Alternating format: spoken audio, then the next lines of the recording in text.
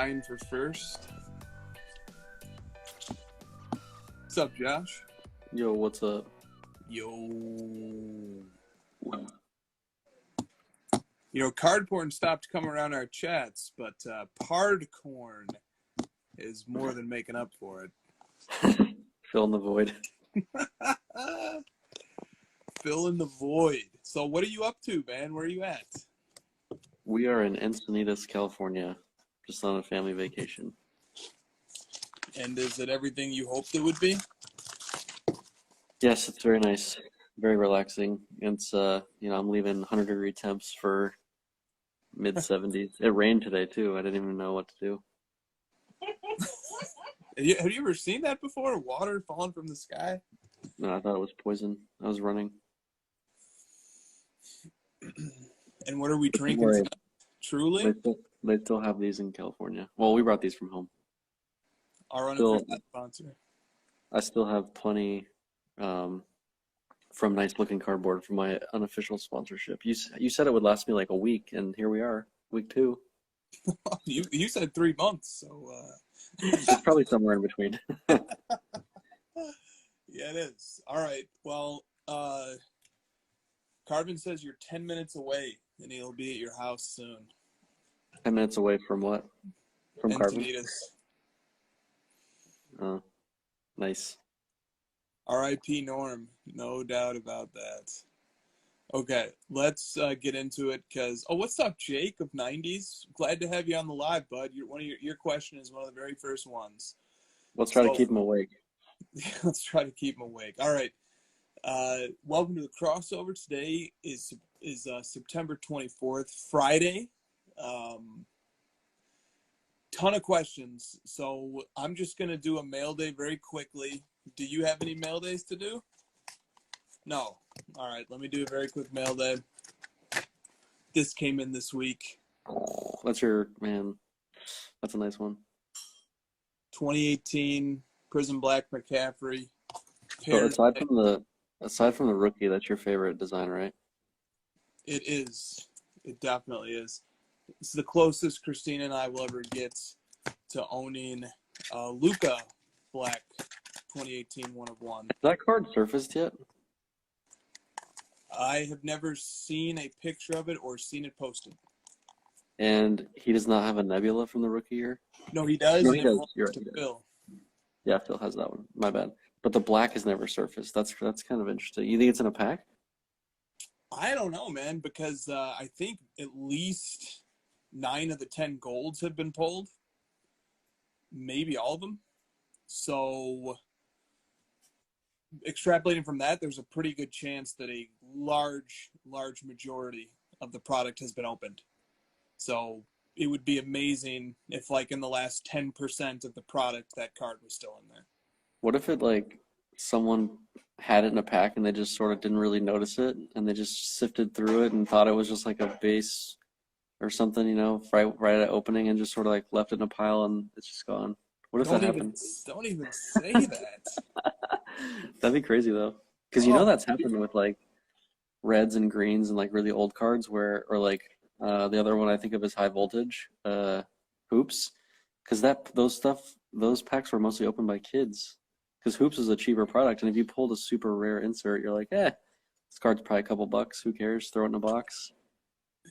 Yeah, and I mean, if you get a really uninformed person opening it, they'll say, "Oh, what's this? Some type of error? Deformed card? Why is this card all red? Throw this away." Or why is this Luka card all black? I thought these were supposed to be silver. I watched a YouTube video and the guy told me I'm supposed to be buying silvers and bases. What is this black stuff? What is this? This is a malformed card. You realize we're having nightmares now, right? Christina's on the back it just says 1-1. That doesn't make any sense. His number is not even 7-7. It's even got a misprinted stamp on it. Yeah, they're like, it's not even serial numbered. Aren't there supposed to be like it's supposed to be like 1/1? Right? It's like cursive writing. What is this? What percentage of a population of cards do you think gets thrown away? Okay, Ken, just let us know, bud, because we got I think questions about that topic as well. everything after, especially that year, 2017 and 2018, like that and after, I bet you, very little would just slip through the cracks like that. Very, very little, because a lot of it has shifted into like investment type stuff, and people are pulling stuff and immediately sending it off to grading. There's just gonna be, and the boxes are so effing expensive that like I just can't imagine someone missing a card like anywhere near that nice. Unless it was pulled at the very beginning when boxes. That's what I'm saying. Yeah. What if it was pulled like really early on back in 2018 when we weren't even anywhere close to where we are today? Let me tell you something about 2018. Christina and I completed 15 complete sets of 2018 Prism basketball. The Luka, the Trey, all of it. And we sold them all for $50 each on eBay, one at a time. So that product, you could easily have, I mean, the boxes were $200, $250. You could easily have slid over something because the value just wasn't the same. That was the last point in time when wax was like that, right? When it was even close to that. Because I remember you guys were opening National Treasures for not that much. Like, it was expensive at the time. A case of 2018, which is 4 boxes, we got from Burbank Sports Cards for $4,400. Right, which is, back then, I remember thinking you guys were nuts. But today it's like, oh, what? That's it? And then We one were box nuts. We were nuts to have opened them. That's what are they worth today? Do I even dare ask? No, don't ask. 80 maybe for a case. $80,000 for a case? I don't know. Maybe that's high. Let's see here. No, I think at National, someone told me they paid like $100,000 for it. $100,000. So my guy Sports Card Vault would know if he's in the chat. I bet he knows. The 25X on that wax. Probably. Carvin would know. Oh, there we go. Carvin, $75K. Carvin definitely knows as well. Okay. But didn't you pull like a Antetokounmpo rookie out of 3 or something? Out of 3? You want to know what happened there? We pulled. Pulled it for $1. It was the wrong Maverick, but we pulled Kostas Antetokounmpo first off the line out of 3. I traded it for an 05 Topps Chrome Blue LeBron out of 90 sealed. Remember that? Yeah. I broke it out of the seal to grade it, but then an opportunity came up to trade it. And me taking it out of the seal was dumb because it made the deal a little bit sticky. But nonetheless, I traded it in a package with some other stuff, with like a Trae Young fast break pink out of 50 PSA 10 Prism rookie, little trade package. And the other end of the trade was Luka's NT RPA. So we still ended up doing okay in a very roundabout way from that box. I remember that. Okay. I don't, Yes. man, back when cards were a little bit more reasonable, like you could actually maneuver and make awesome deals like that and get to stuff. And now it's like, oh man, if you want a Luka RPA, you might as well just like sell your house, like you guys got that at like 8K value, right? 8,500 was the trade value. There's some cash and some cards. So like when people are like, how come you guys have all these amazing cards? Because we bought them at like a 10th the price they're worth today. Yep. That's how we're not rich. Yep. That's exactly right. Jeremy has a great question about this, by the way, that we'll get to. All right, let's start with Jake's question. He's still awake. Well, I have a question first, actually, that Jake won't mind at all, I promise. This question comes from BBBB4391. He says, what will the Michael Scott PMG Red end at? Do you know what I'm talking about? I saw the picture. Is it a custom card? It is. I hope not a lot. It's definitely a custom card. It's pretty badass.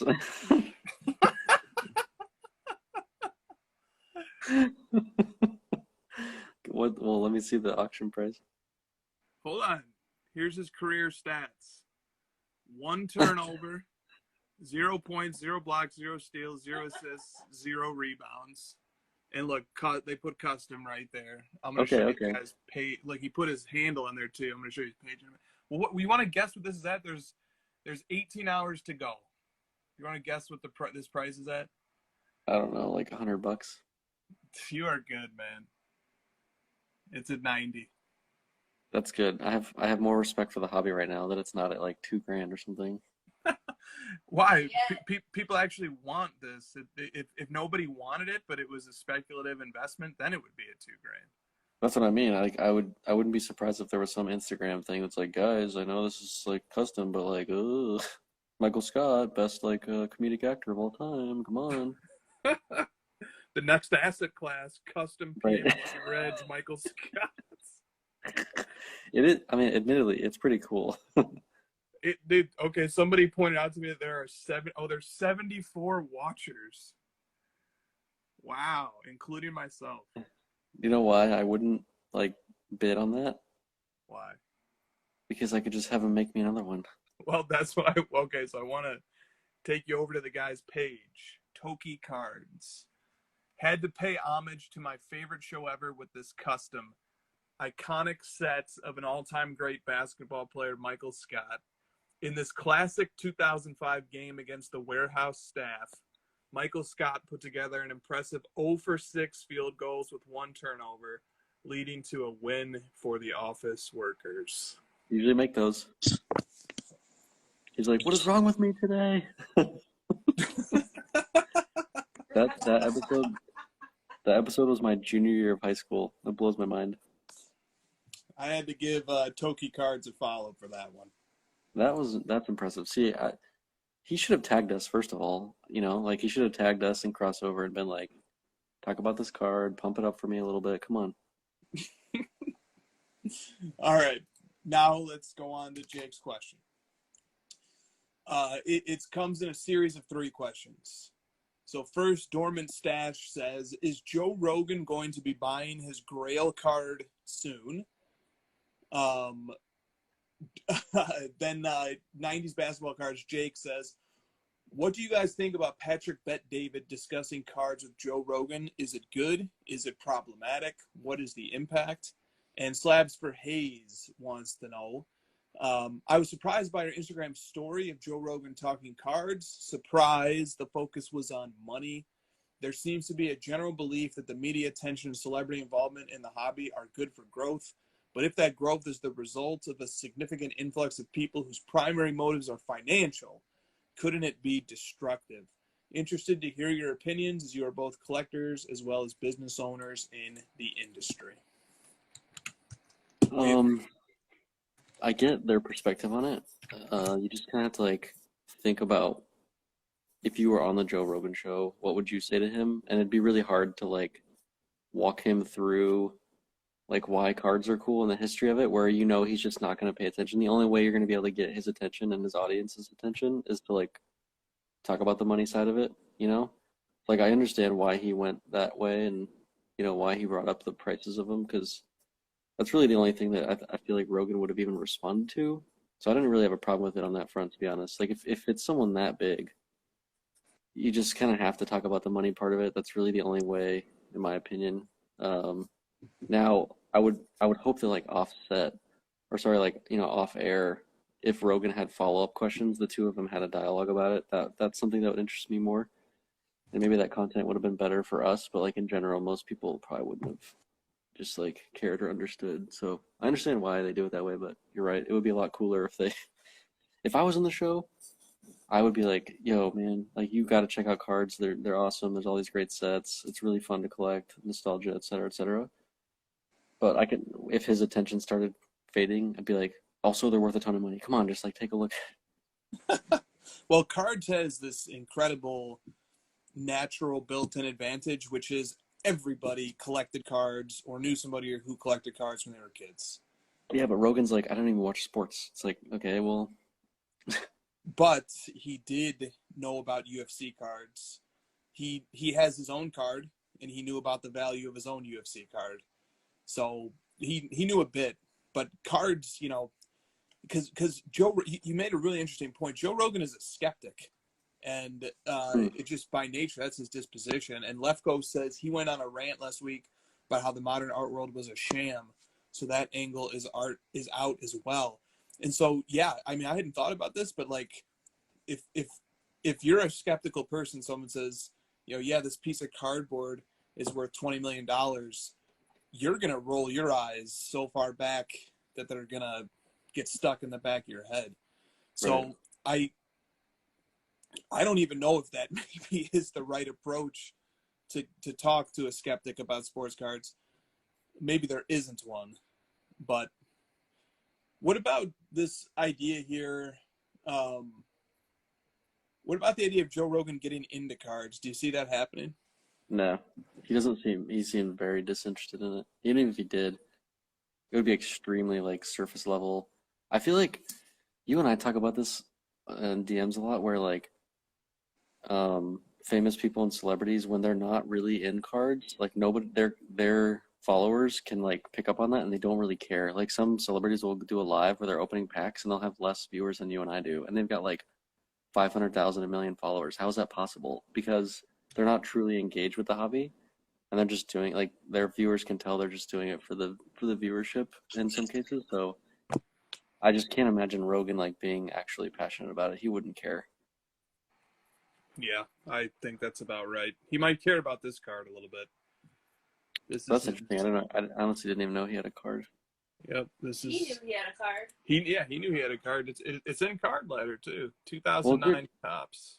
I bet you like UFC. I mean, we've seen the videos, and you said at the summit, right? The Panini was talking about UFC a lot. So like, I bet you the UFC people have been caught up on the cards, and like they're supposed to speak about it or have some knowledge about it to a certain degree to be able to help drive interest towards it. Yeah, I'm sure. Now, yeah, that's an interesting connection there. Now, Rogan's rookie was up near $700, $600 earlier What? this year, and now these are raw copies, and now raws are selling for 150. So maybe that's why he's a little sour on sports cards right now. I mean, it's like probably a pretty common card, and it's like, dude, show him the Serena Williams. That'll make him feel better. Yeah. Be like, dude, Serena Williams is a 22-time or 23, whatever time champion, and her cards went down like way more than yours. He has Now, the biggest podcast in the world, right? It's like Howard Stern level at this point, right? Like it's massive. Adam said he's the modern day Johnny Carson. It's I think Howard that's Stern too. or Stern. Yeah, Yeah.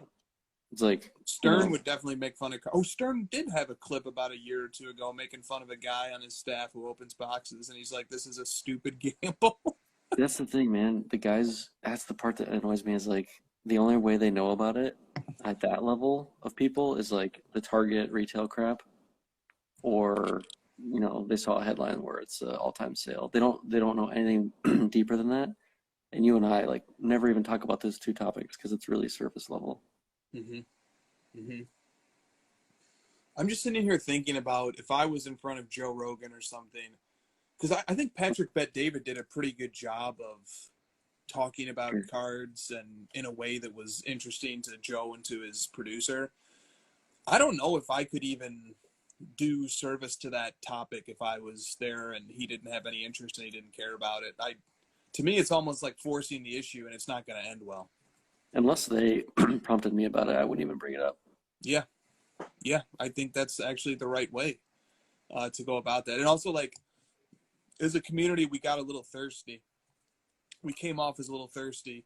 Oh, Joe Rogan is talking about cards. Like, yeah, he gave some airtime to cards, but I just don't think that stuff really works. Like, I know that people see the numbers and the followers and stuff and think that this is like an easy way to market the hobby and it's going to make the prices go up. I just don't really think so. Like anecdotally maybe, and in certain instances it might, but again, like it might boost it short term. I just don't see, especially when we don't see those people a month after they come out and say like, oh yeah, I bought this $1 million card. I love cards now. I'm all in. I'm starting a business. And then we don't hear from them again. It's like, it's really short-term effect, and I don't see like Ken Golden does way more for the hobby in the fact that he's consistent and he's like establishing himself as this celebrity or what have you, and being the face of the hobby. At least he's in the hobby. He's consistent.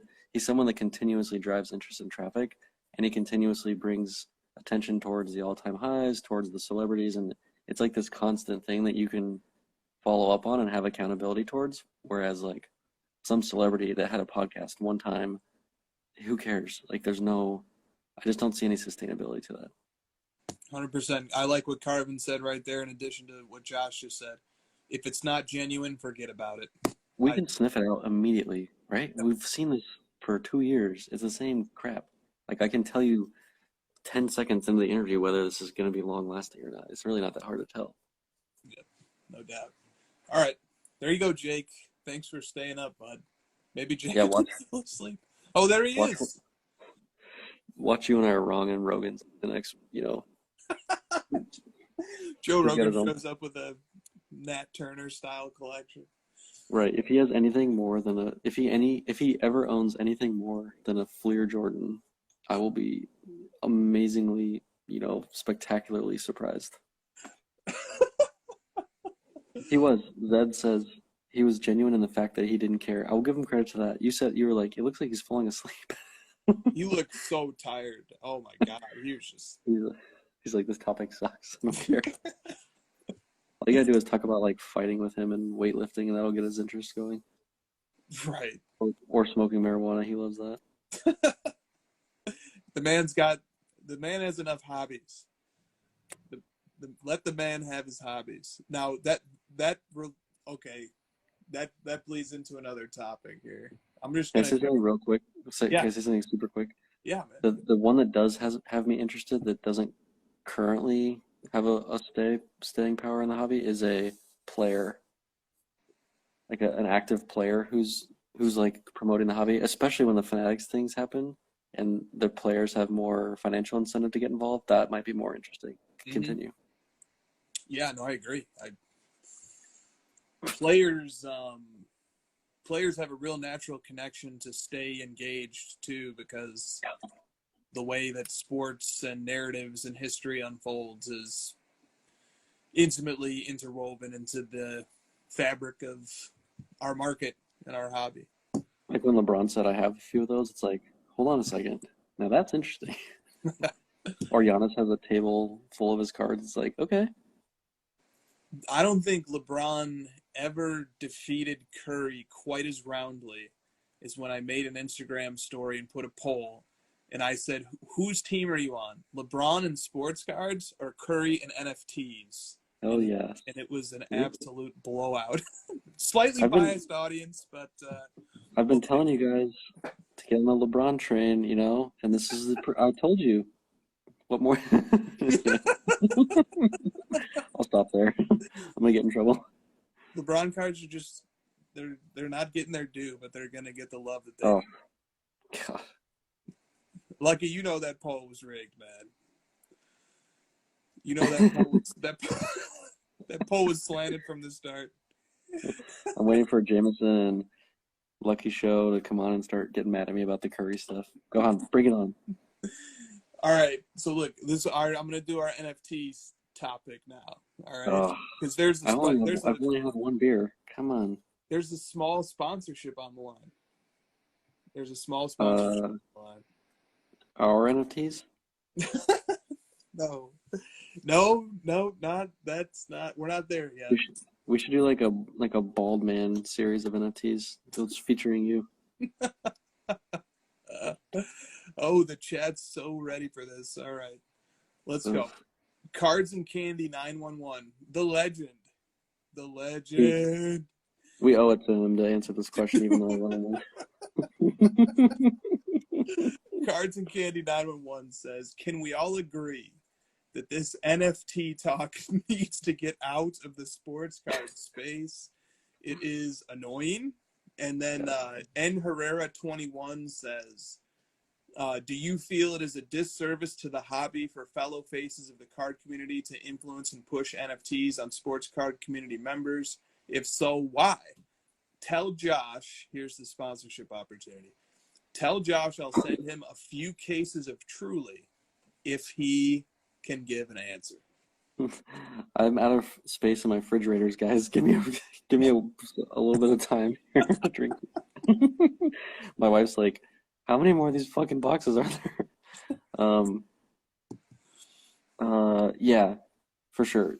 We talked about this last week, but like, I don't, you said it best. You're like, talk about NFTs all you fucking want on your NFT accounts. Go on your dang, go in that community and talk about it. I don't care. Talk about it 20 hours a day. You could push it, pump it, do whatever you want. The problem is when you have a card account, a card community, people who follow you for cards, and that's what they want to talk about. They're not coming here for politics. They're not coming here for non-sports related things, and they're sure as fuck aren't coming here for NFTs. They're coming here for sports cards. So that's definitely the line for me, especially when you've built up a decent amount of trust with your community in not only like that you care about cards and you're in it for the long run, and then you kind of pull the rug out and it's like, hey, actually, cards aren't as good. You should be investing in NFTs because I am now. That's the part that's like, that's the kind of gross part of it.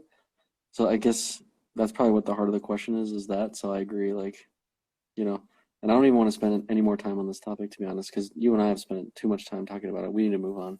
Yep. We've definitely addressed this topic a number of different times, but when you get two questions or more on a topic, I like to give them airtime because there's people out there thinking about it, and that's kind of what this show does. The questions do a lot of the work. The questions kind of give insight into what people are thinking about.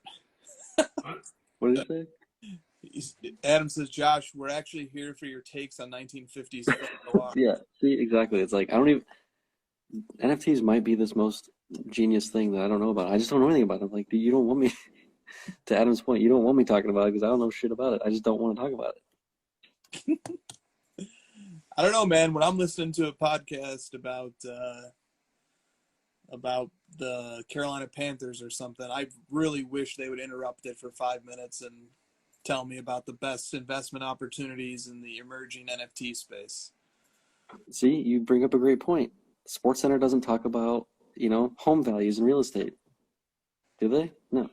And we talked about last week, the reason that this happens is because the card collecting community is extremely passionate and we love what we do, and we are an addicted bunch of people who know what they like, and it's on paper an easy thing to push other hobbies onto that group of people and to prey on us, and I get it. So, that's why it's happening. Yep, that's right. And look, this isn't the first time, and it won't be the last time, because this demographic of collectors is extremely financially well off, extremely loyal to the product that they consume, and are just always in the mind of marketers and product developers, just ripe for the taking. So it's not going to stop. It's definitely not going to stop. And also, like, let me just say this too. Oh boy, let me just take the contrarian point of view on this and say that Oh my God, you like NFTs. I bought my first CryptoPunk. No, let me just say something. Let me just say this, all right? You're poor. Let me just say this. Oh, Lord. Josh, no, man. Topps and Panini make NFTs. Oh, man. Josh, I wish you hadn't said that, man. Okay, wait. Because I made a story this week. Move over. I made a story this week when Chris got his new... Go on. When Chris got his new... Josh left. When Chris got his new McCaffrey, I made a story post, and I put a dancing McCaffrey in the card. And I think that's the only way you sell NFTs to card collectors. You make dancing sports cards. Wow, that's the first time I ever got shoved out of the way. Pushed out of the way on the live for her to say that. You've had much spicier takes. But thank you, okay, Christina, for that. All right, let me give my other side of the coin. All right. Oh, you're not done yet? People do like NFTs. I've seen enough consistency out of certain people to say that they do like NFTs. And dude, more power to them. And we have some friends who like NFTs who aren't always talking about it, and that's fine too. It's like, look, these guys, it's their accounts. They can post whatever they want. It's their right to post whatever they want. It's our right to bitch and complain about it. So we just are at this impasse where we're just trying to gently explain, that look, we're here for the cards. Like, hobby is this reminds me of Ken's interview with DJ Kazmerzak from Panini, where DJ said, look, people are not in the hobby for the negativity. People are in the hobby for the positivity, for their love of sports cards, because it's a distraction from life. So like, that's why people are here. So like, let's not mess with that. Let's just keep this thing simple, but I get it, man. When people get excited, they want to share their excitement. And when it's genuine, like, but it's not always coming from a good place, right? Oh, look, Cardboard showed up. What's up, Cardboard? So, there. All right, enough on that topic. What are we doing? We're talking about the thing that nobody wants to talk about. It gets complicated. Including me. Okay. I don't know if Ken's going to be able to come on, but the next question in the queue relates to his interview with DJ. So here's the question from Cards and Candy 911, the GOAT of question asking. What are your takeaways from Ken Golden's interview of DJ Kazmerzak from Panini? Did you watch it by chance yet? I haven't watched it yet, no. Because you've been on vacation, so... I'll just say this. Go watch Ken. It's on the Ken Golden Instagram page. Go take a look. And it's the very first interview that he does. Here's one interesting thing that he said. One of the interesting things that he said was, while the MLB and the MLBPA and Topps have made statements, Fanatics, Panini, the NBA, the NBPA, the NFL, and the NFLPA have not made statements. That was his, that he made sure to make that point. And he said a lot of interesting things. I'm not going to recap the whole thing. Go watch it with Ken. But that's my take. That's my takeaway. It's a good watch. And, he said some interesting things might still be to come in the near term here. And implying that like it's not finalized, or that we don't have all the facts. I don't think anybody would disagree that there hasn't been any definitive statements yet, but also there seems to be a lot of things that are pretty darn far along. So I don't think like it's appropriate to undo everything that we've discovered. So that's a good question. That's an existential question, as well as a definitional question. What is a statement? I don't know. I suppose statements have been made. But anyway, he also is just a very bullish guy in the hobby. And so one of his takeaways was, look, sort of hinting the fact that we're going to undergo a pretty big change, and it might happen quicker than we think, because another thing he said was Fanatics is not going to want to wait. They're going to want to get in the game immediately. So I thought that was an interesting thing that DJ had to say. So I agree. I think that there's stuff's going to happen sooner than we think. I think that's what DJ was hinting at. And DJ also said some nice stuff about the industry in general. He said, look, when Panini came in 2009, they swooped in out of nowhere and gobbled up the NBA license, and then eventually gobbled up the exclusive to the NFL as well. And so he said, look, this isn't like this is the first time this has happened. And he said the industry is in a much better place than it was when Panini first showed up, even though there was a lot of worries and concern when Panini first showed up. And he said, I think that we should take that mindset into what's forthcoming. It was a great interview. I mean, we've gotten 10 minutes of content out of it ourselves, and the interview itself was like 20 minutes. So, yeah, I'll definitely watch it. Yeah, it was good. It was good. It was a good show. Adam Lefko makes an appearance at the end of the show too, by the way. Ooh, nice. a little extra reason to watch. Okay, moving on. Dormant stash. Let's talk about shill bidding. Is eBay responsible for protecting us from it? Does this happen on other platforms? Fuck yeah, they're responsible for it. They have the technology to greatly deter it, and they have the resources to deter it. Now, I don't think anyone can completely stop shill bidding, because one of the like definitions of, it's not definition, but one of the like the pieces of shill bidding is like the intent behind it, and you can't really like catch someone if they actually do like go through and pay for it and they get it. You know, it's like, oh, you didn't actually want it, you were just shill bidding it, but they paid, so like, what are you gonna do? Now, the part that they can stop is like the black and white piece of someone bid it up super high and then they didn't pay. Okay, now we have a problem, right? And your goal is obviously to shill bid it and then run away and unpay and hopefully create this comp. That's what eBay can stop. They can block bidders by IP addresses, you know, pieces of information that can keep you from coming back and recreating new accounts with _0 and all that crap. But you know, we're just never gonna be able to stop it entirely. But there is definitely things that eBay and these other companies can do to prevent it. And I know that I just don't know the details behind a lot of the companies, but I do know that Pwcc actively blocks specific users, and then they ran into an issue with eBay where they ran out of spaces to block. Like eBay limited on how many people you could block, and they've been up against that limit for a long time. So like I know Pwcc actively was doing what they could to block specific users from bidding in the future because of, you know, nefarious activities such as shill bidding. And so, you know, there's a step right there. eBay can increase the limit of people you can block as a sales platform. They could start blocking them themselves, you know, like in their own platform without having to put it on the onus of the seller themselves. There's lots of things that could happen.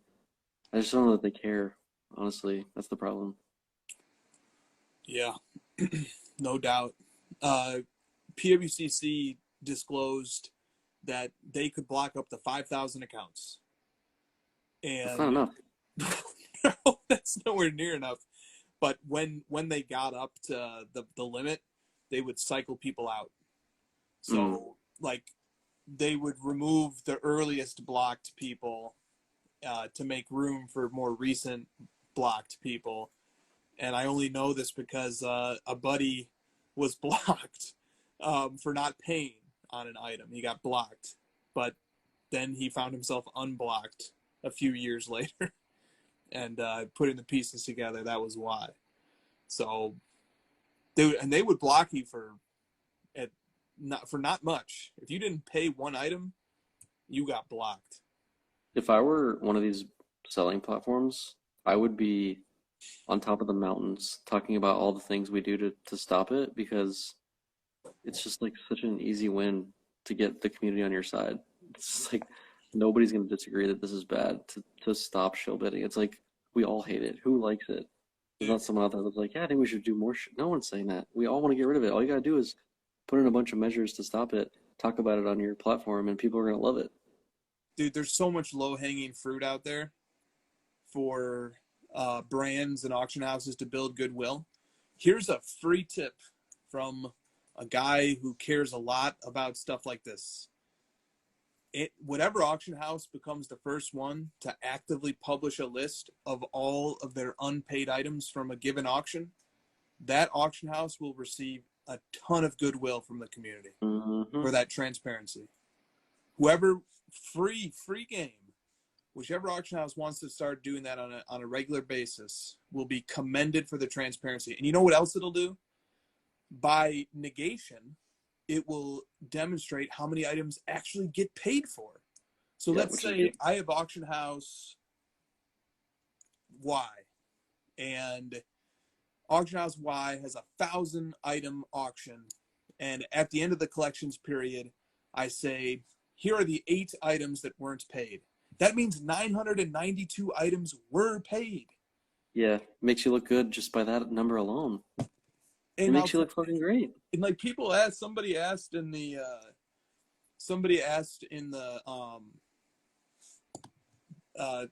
chat, they said, what percentage of items do you think are shilled? Mm-hmm. It's not a lot. It's not. Well, I what if the question is what percentage of items go unpaid, and the reason for them going unpaid is that they're shilled. It's not. It's a very, very, very small percentage. I remember PWCC because PWCC took a step in that direction. They removed unpaid items from their database, but they didn't publish what they were, but they removed them. And I remember checking on when I used to follow all the Michael Jordan auctions very closely, and it would be like a very small percentage. Yeah, Yeah, I just happen to think the percentage of shill bid auctions, just like on, that's the problem. See, this is the problem. It's like on my gut feeling is just higher than I would hope it would be, but maybe I'm wrong. It's like, for example, I spent 10 minutes looking at Penny Hardaway auctions, and I found a shit ton of stuff on those. Like, it wasn't even that hard. I just like looked at the auctions, looked at who I like, the feedback that I saw consistently across a few of them, clicked on the freaking thing, and it took me to the same profile on all the links. It was like, oh, this dude's shilling these auctions. And then I saw he had it on a picture on his Instagram, like, detective work done. And it sucks. It's like 5 auctions that I just found out of the 10 I've been on this month. no doubt. Can I read an Adam Lefkoe comment? Do we do that on this show? Do we read comments on this show? Yeah. All right. Here's a comment from Adam Lefkoe. You moron. He says, shill bidding is cool, but chill bidding is cooler. It's when you drink a Coors Light and the mountains are super blue, and then you bid up random base prisms like Frank Kaminsky. So the chat actually was very lukewarm on that comment, but I thought it was fantastic. Yeah, let's ban Lefkoe. But if Lefkoe starts shilling in these comments, we'll take the PWCC approach. License to shill. Beverly Shills. I hope that people that shill feel really guilty and they like can't sleep and like they lose their hair and stuff. What are you saying here, man? What's wrong with the ultimate punishment? No, it's just like a really like yucky, stupid tactic that like I just it's just like it sucks. It's just like the easiest thing to go after, like I was saying before. We can all rally behind it. If we find that person, we're all like, yeah, you suck. Don't do it anymore. Get out of here. And if these selling platforms would, and maybe they are doing that stuff. Maybe they are preventing. We haven't heard them say it. So like maybe, free marketing tip from here on the show. If you come out and start going over your guidelines on how you prevent shill bidding, people would just like eat that up so much. No doubt. And I like this comment from Nick. Nick Sepero says, legally an auction house is not allowed to publish a sales price if it doesn't get paid for. So I was unaware of that. I don't know if that's state law or what the source of law is on that, but I think it's a good policy.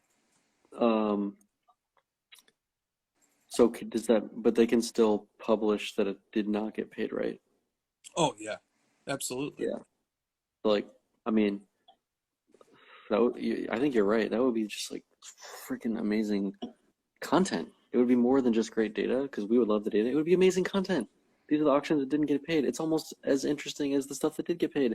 And like you said, if there was 1,000 and you told me these are the 8 that didn't get paid, I'm going to learn a lot from like, oh, I wonder why these 8 didn't get paid. We could look into it and try to figure it out. Oh yeah, this market's been pumped too much. That makes sense. But you had 992 that did get paid. That's amazing. The hobby's stronger than ever, et cetera, et cetera. Great content.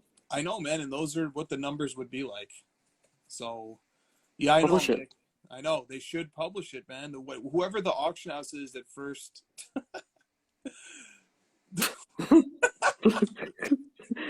It's way too early for this. Dude, it's like 8 straight comments of like amazing shill puns. You guys are so good. God damn. Yeah, whoever the auction house is who first publishes that they're gonna win. All right, thank you. If you guys are in the chat and you work for an auction house, take that one back to your bosses. Yeah. Then you can take credit for it. No, give us credit. You're like, I'm not crazy. I'm not a monster. I want the credit. All right, Christina, let me tag you in for a second. Cardboard Insights 2 would like more details about the Mint Collective. This is something Christina's working on very hard, and we're going to shill for it for 30 seconds. Oh, Christina's on. All right, well, what? I'll do my best here. I'll do my best. All right, I pulled up the page. The Mint Collective, a first of its kind event. This is put on by Collectible, but Christina's playing a big role in helping to plan it, as is Ty from Bullpen, and shout out David from Collectible. It's a thought leadership conference. It's a collector's carnival and auction. It's a marketplace. Dana White is going to be there. I don't know if you guys know who this guy is. He's kind of a big deal in the hobby. He's going to be there as well. That's Josh Luber. Oh, look, these two get top billing, and then if you scroll down a little more, you get the regulars. Shout out Jeremy. The next question up is from Jeremy. Shout out Mike Cage. Wow, look at that handsome man. Damn, looking dapper. Jack Settleman. All right, so let me just tell you the schedule. January 28th, Friday, is the conference welcome and reception. Saturday, the 29th, is marketplace and conference and a collector's carnival. And Sunday, the 30th, is marketplace and conference. The collector's carnival is at the UFC Apex, and the conference is at the MGM Grand. So it's going to be a big time. What's up, Jeff? Give us one of those now that you're back. What did you say? Card Ladder's giving a speaking portion? Card Ladder's planning a speaking. Card Ladder is planning a curriculum for the conference portion of the event. Yes. So Josh and Chris and their ridiculousness will be there. We also have some great guests lined up to talk to the hobby about topics that matter. There you go. Okay, so thank you for asking about that Cardboard Insights. All right. It's going to be a fun show. For real, though, like, I know that we're a part of it, so we're going to say that, but, like, it's going to be fun because it's going to be, like, a different vibe, I think, than a lot of other shows, and it's going to be sweet. Oh, and, of course, I'm in Vegas. Good weekend to be in Vegas because it's the conference championships and the playoffs of the NFL. And it's super close to me. And at the point of the show when we're supposed to talk about our partnerships, I'm 5 years old and I'm asking you to put your hands on the big screen. Yeah, we're supposed to be like propping up our partnerships, and Josh and Chris are giggling like schoolgirls. Put your hand up against your screen. I didn't say it like that. Oh, I can't with you too sometimes. What us? Look at the chat. The chat's still doing shill memes or shill puns. We're mature compared to the chat. They said my favorite one is Chris McShill. Guys. Chris, the best one was Chris McShill. Yep, you guys caught me. I like Shill Mastro personally. That's good. Oh, that's good. Good one. It's like Bill. It's funny. Breaking news. Oh, shit. Luber has announced what his talk at the conference is going to be about. He announced it in the chat. It's going to be how to shillbid NFTs. I don't think anybody needs to be taught. I think that might already be happening. All you gotta do is log in and look at one auction and it's already shilled. But they don't have auctions though, right? It's like the lowest price crap or whatever. Mm-hmm. Mm-hmm. The price floor. All right. Question from Jeremy Lee of Sports Cards Live. Great question. That's how you know a market's good. People want to know what's the least amount you'd pay for it. Got him. Big Shilly style? How are these still going? You guys have been going Michael Jackson Schiller. I still haven't found what I'm looking for. Floor price equals actual price. Hey, what's the least amount you'd pay for this card? That's what it's worth. Oh, it's too easy. Okay. Cardborn, you might need to make a stronger appeal than that. No one wants to be your friend. Go away. Also, he can't see that comment. And he can't see that comment. But I do that I would like for that one to get worked out. So do what you got to do to make that one happen. Okay. Jay Lee from Sports Cards Live says, Yeah, I know that guy. psychological topic or question on the collector's mindset. So he says, suppose that I own a card and I love the card, but if I didn't own it today, I wouldn't buy it at its current market price. So let's say I own a card that's worth $100,000. And I love the card, but there's no chance in hell I'd pay $100,000 for it. However, at the same time, I'm not willing to sell it for $100,000. So quite the quagmire. If by not selling something, you are basically spending the money and keeping it, why am I not willing to sell it if I wouldn't buy it? And then Jeremy concludes, if this is not relevant to the crossover, perhaps I will seek counseling. Carpet. You know how when like someone that knows more about a topic than you do asks a question of you and you're like, God, I don't know. There's no way I can answer this better. Sometimes those questions come up on the show and it's like, man, Jeremy, what do you think, man? Help me answer that question. That is like a... Yeah. No, I know. It's so this is not something that's unique to sports cards.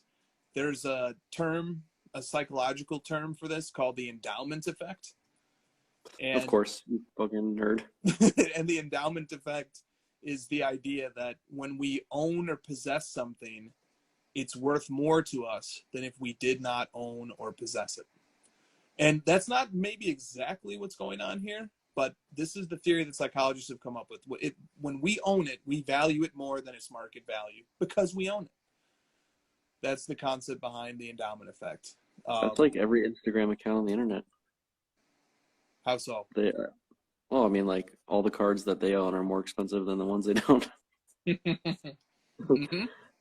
Yeah, but there's a whole theory to explain that phenomenon. So Jeremy's is more specific, right? His question is more specific in that, like, I guess the one that really blows my mind is, by not selling it, you're basically buying it.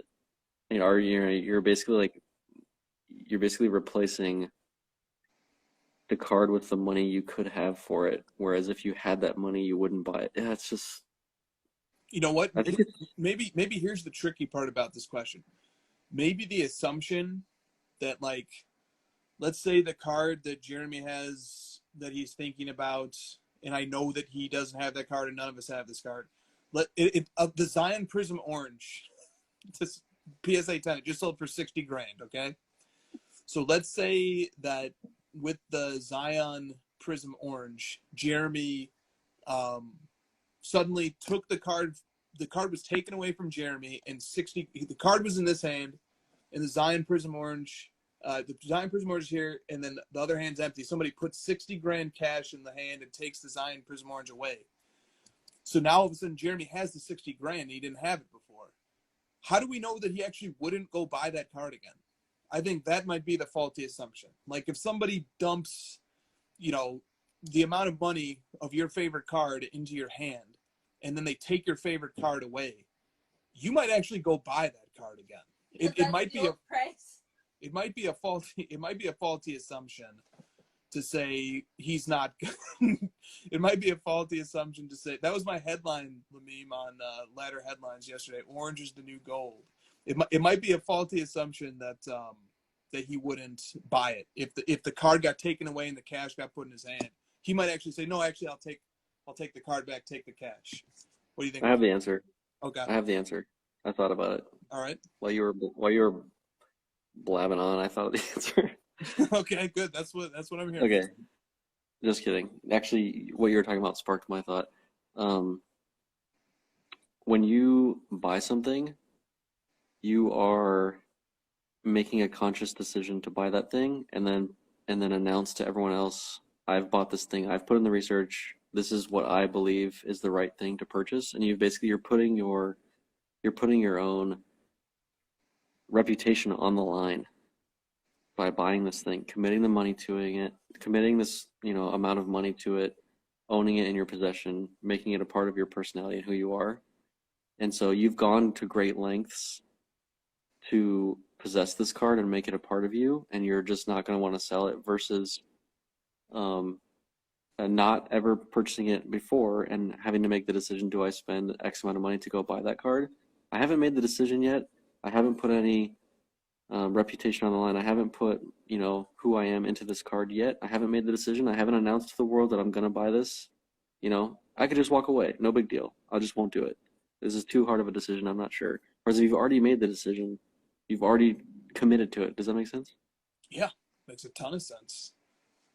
Like, for example, I'll just pick a random card. I don't know why I'm thinking of this one, but like my 2008 gold LeBron, right? Like I've put a lot of my own stock into that card. I got it a long time ago. I love the card. I bought it when it was cheaper. Obviously, I've shown it to people. It's part of who I am. It's like I love the Choctaws. It's just there's a lot of me attached to this card. There's no way in hell I would pay $100,000 for that because I could, or whatever, $50,000, whatever it costs, and just make it numbers. Because I just, I wouldn't want to make that decision again for myself to go out and buy that one card. I don't know. I would make a decision to look at other things as well. It's a good note there. All right, I'm going to invite our guest on now, Josh. Excellent. Our guest of honor. Joe Silverstein? Oh! Not quite. Ben. What's up, man? How you guys doing? Good, how are you? Tired, but okay. Yeah, it's super late for you, right? You're on the East Coast. I am on the East Coast. I've been out at Del Frisco's. I had a few drinks. Jen is asleep. And, what else am I going to do, right? So I'm sitting here in the guest room because I've learned if I talk in my office, it vibrates upstairs and she hears it. So I have the electrician coming on hopefully next week to install a booster in my basement, and I will be able to do it from my room down there and never have this issue. Yeah, don't the wives have all the power, don't they? Like no matter what power you have in your own industry, you're always second at the household. Oh, she doesn't give a crap. She really dropped. She doesn't give two fucks, okay? She just doesn't. I mean, it doesn't matter. It doesn't matter what is going on. So did either or both of you guys see DJ last night? Oh yeah, I watched it twice. Okay. So I was surprised there wasn't more talk on it. I guess a lot of people were more interested in the fact that Fuck Jerry joined my live, and the fact I actually got to talk to them about some things that I know I've been wondering about. And I think everybody, my biggest pet peeve may be different than your guys' biggest pet peeve, but I got out the jersey question, which I'm surprised he answered 100% of everything I asked. And I know we got Josh in the room, but I asked, I don't know if Josh saw or not, but I said, what was your reaction when you guys, got the news that you were going to be losing licenses? But the jersey question was interesting. So which lends it, and just for everybody knows, I read him the back of one of his cards that basically said this jersey was not used or in any event or worn by any player, which basically meant, what the hell is it? So the first question I would have is, the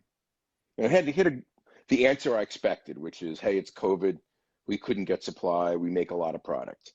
But if you're buying product that is not worn by the player, why wouldn't every patch be kick-ass? I mean, if you're paying $69 or $99 or $49 for a bulk jersey, why not make every card kick-ass with that product, right? What did he say? I didn't, that one I didn't ask. He was I don't know if Josh saw this, but he was upset with me after the industry summit.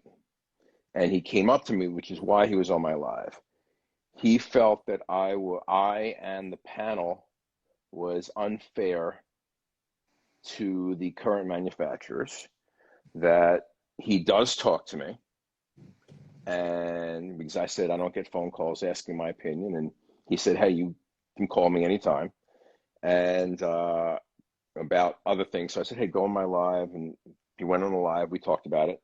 But the jersey question, I guess basically what he said was that they couldn't get the jerseys because of COVID. It was a limited amount of product. They had to, what do you say? They had, it's a mass-produced product, which was kind of the same thing about the sticker autographs and the same thing about redemptions.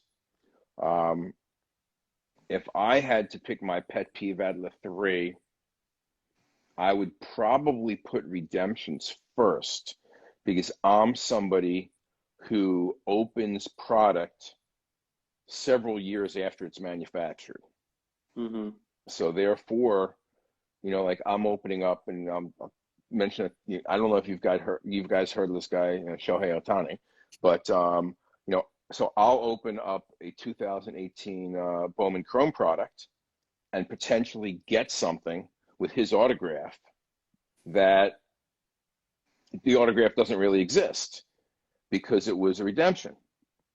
So that's my personal, that's my personal pet peeve, and I'm guessing there's probably no way around it. What I will say is this: apparently, he DM'd me, and apparently over 20 people after the live contacted him, and he is getting them all their redemptions.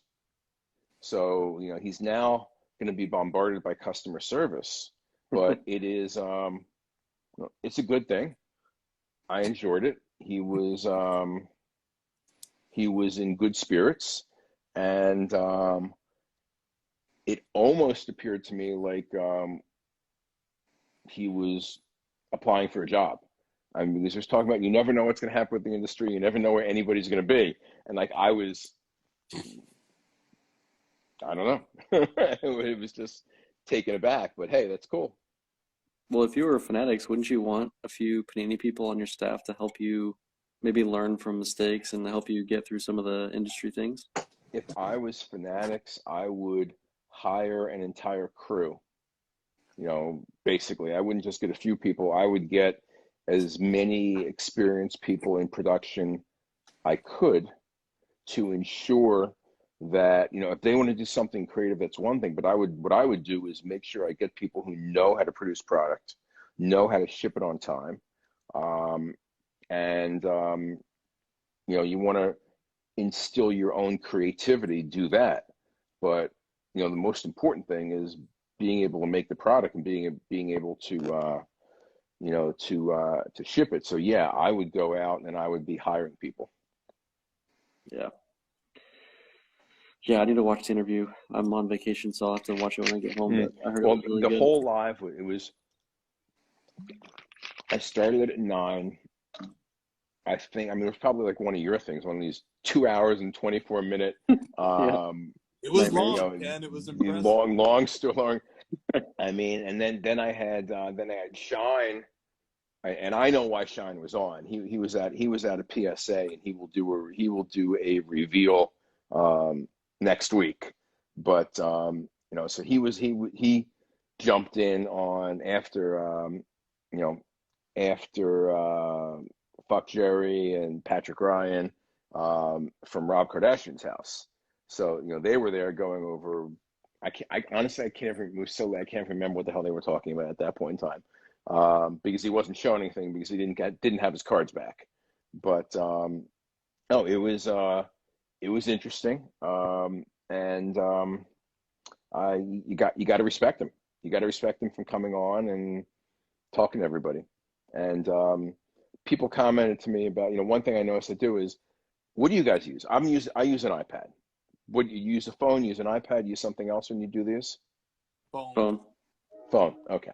So I don't know how the phone is, but the iPad, and this way I can read the comments without putting on my stupid reading glasses, which I hate, which I literally felt that I never wore glasses, you know, and then all of a sudden COVID hits and I think, oh my God, maybe I got COVID, which I didn't, but maybe I did, and all of a sudden need reading glasses. But it lets me read the comments without it. So people commenting, you're looking down. Well, I'm reading, trying to read the comments if people see people are saying what they want me to ask. Yeah. Hey, I have a question. Yep, We've been talking sure. about this earlier tonight, and perfect timing for you to come on. Mhm. What percentage of your guys' auctions are unpaid? And to expand on that, how seriously do you guys take shill bidding and people shill bidding and then taking that all the way and then not paying for something? What sort of communication goes on behind the scenes around these topics? Well, unpaid, I would say in 2020 and earlier, probably under 2%. Okay. In 2021, as you find that problem coming in, it could go to 3 or 4%. Probably not that high though, but more. I've noticed it more in 2021 from March through June, when it was kind of like people in houses. They buy a house, they take a mortgage, and then, oh shit, the house is underwater. I'm just not going to pay the mortgage. But you know, and I don't know if people are going to be happy I say this or people are going to be pissed off I say this, but we sue people. So we will go out if somebody places a bid, it's a contract. So if you search us, you will actually find many civil actions for Golden against individual people. I use a firm called Fox Rothschild because I want people to know, hey, if you bid in our auction and you don't pay, we are going to cost you legally more money. In addition, if we see, sometimes we'll go out, and a lot of it is manual. When we get our new marketplace, we'll be able to do it automatically. But if we see things like somebody's last name is, I'm trying to figure out, let's say Kurt Schilling is a consigner, okay, and all of a sudden Jody Schilling, living in the same town, is bidding, and she only bids on Kurt Schilling's items.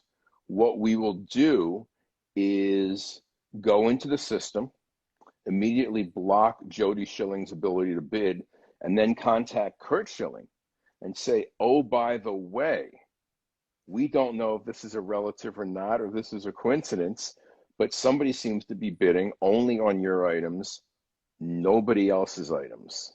And therefore, we've blocked them. And if these items go unpaid and they win, we are holding you legally responsible. We also put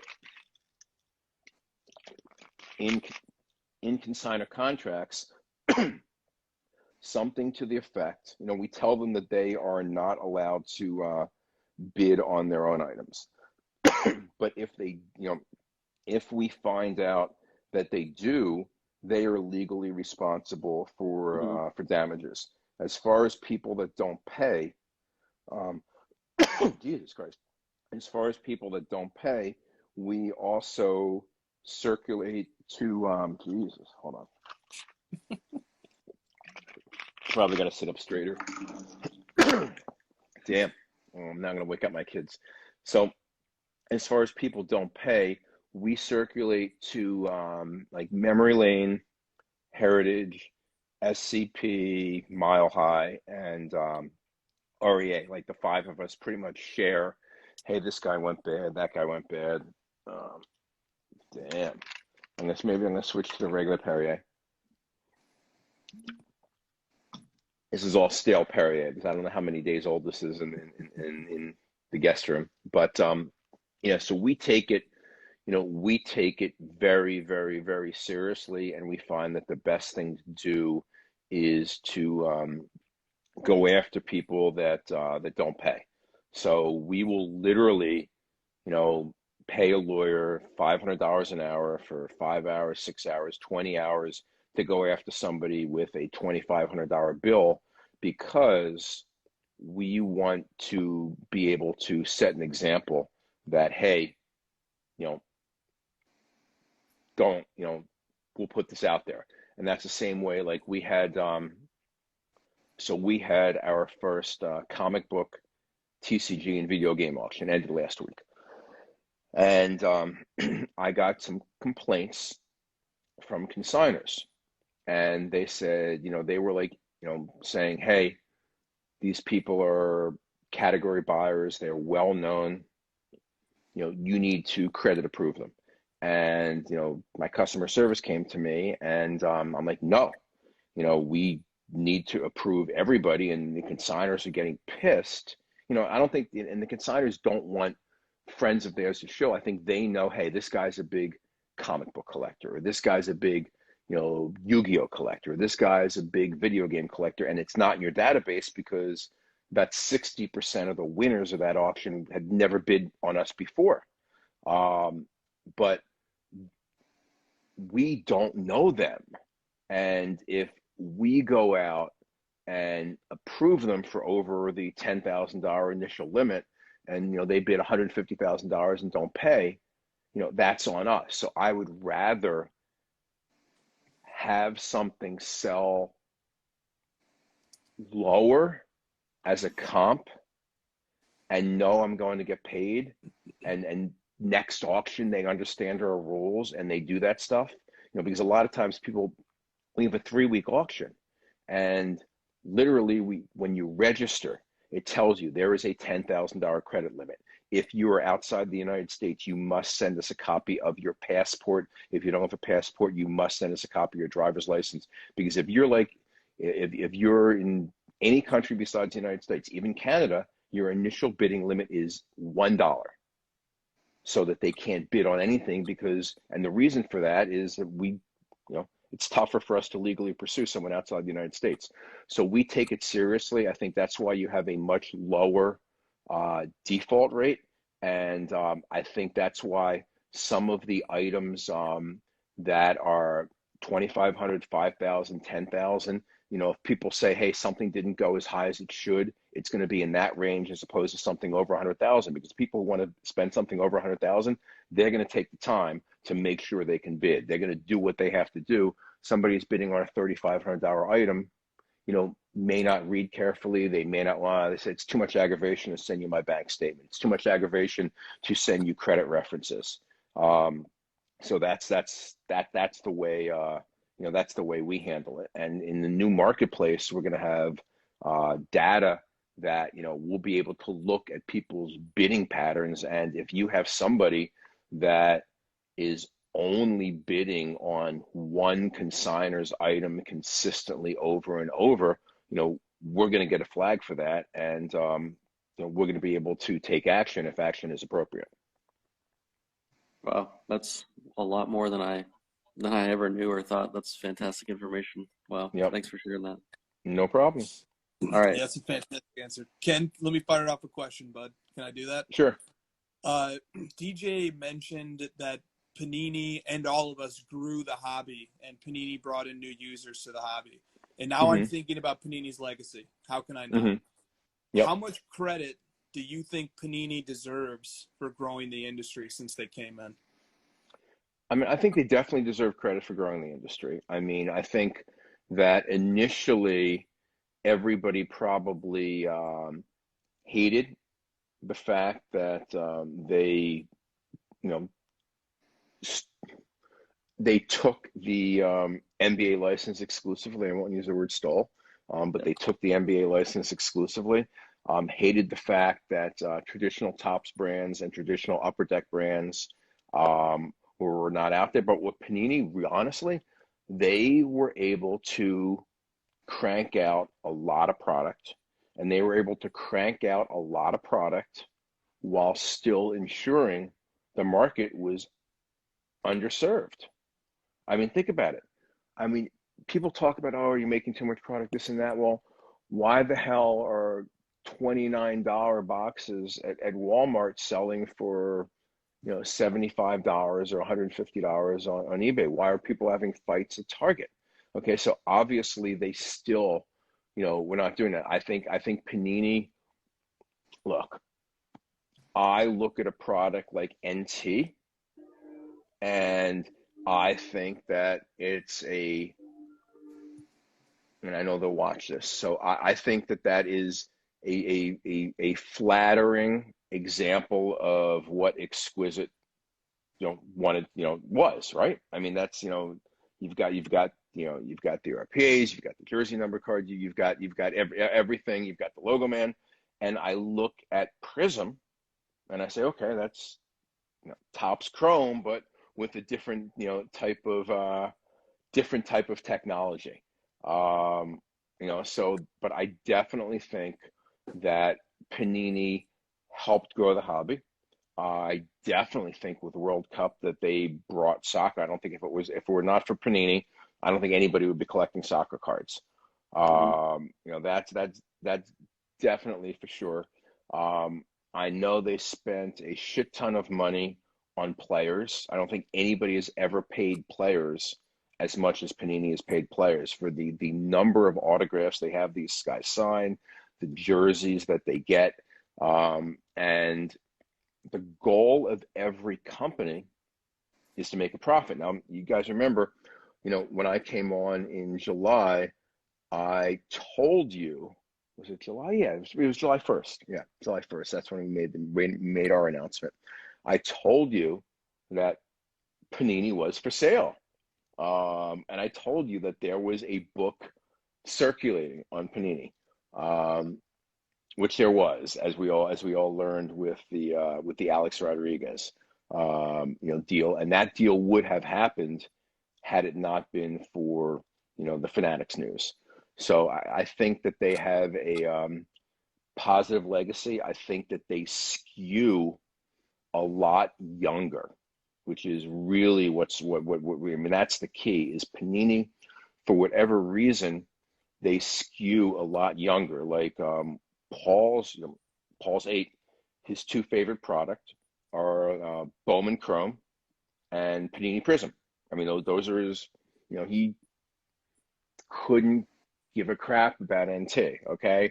None of the other stuff. So for whatever they're doing, they did bring a younger audience in, and I think if there's not a deal, I mean, I've told people that in 1992, I sold $80 million worth of product without a league logo on it, okay, between all the draft picks. I don't know how much $80 million in 1992 dollars is in 2021 dollars, but it's a lot. So I think that with the NIL, there is a viable marketplace for someone to be selling hundreds of millions of dollars.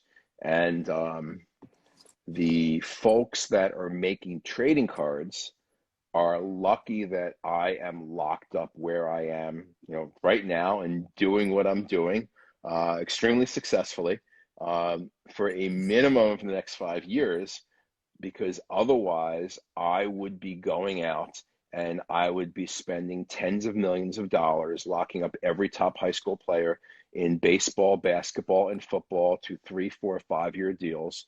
And when, basically taking shots like buying 1,000 biotech stocks and hoping the next one cures COVID. And I would be putting out incredible product, because I think that even if you don't have a league license, if you put out great product, I mean amazing product, the best possible chase cards, real jersey cards that may be tied to experience, cards that everything's on card list, everything collectors want. I think that they may forgive the fact that they're not looking at a New York Yankee logo or or a Philadelphia Eagles logo or an LA Lakers logo, and they've got a brand name, and Topps has a brand name. So Josh and the guys at Fanatics, you're lucky at where I am, because that is 100% what I would be doing right now. And 2 years from now, 3 years from now, you'd be saying, "Oh my God, where did this shit come from?" That's a fantastic answer, Ken. You are on fire tonight, man. Thanks. Josh, I think. Anything else, guys? Yeah. Do you want to fire off one more, Josh? I thought I might have cut you off when I asked mine. No. Super quick. Try to keep this one short, Ken, because I know you could probably go on for a while. What's your opinion on like the whole Bill Mastro thing?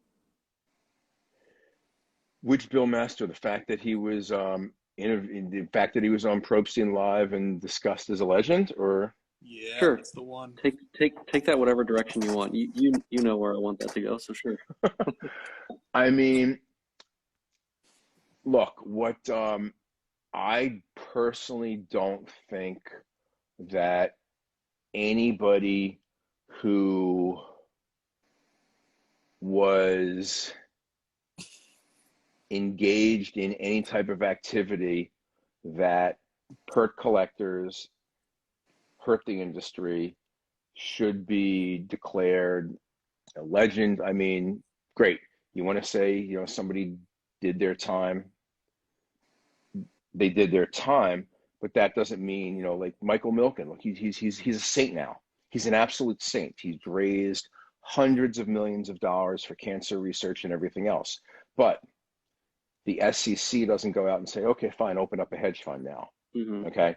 So Yep. I think that was, to me, it was weird. I mean, I know Rick. I like Rick. I don't understand some of the things he does. I don't think it's necessarily smart to do a video making fun of breakers and making fun of people who get excited. It's basically, you know, like me making a video saying all my customers are stupid. I mean, you know, it doesn't make sense. But no, I don't think that, you know, because most of the people out there don't know who some of these people are that were around 5 years or more ago. Okay, like literally, people talk about people. Oh my God, Ken, you made classic cards. They don't know.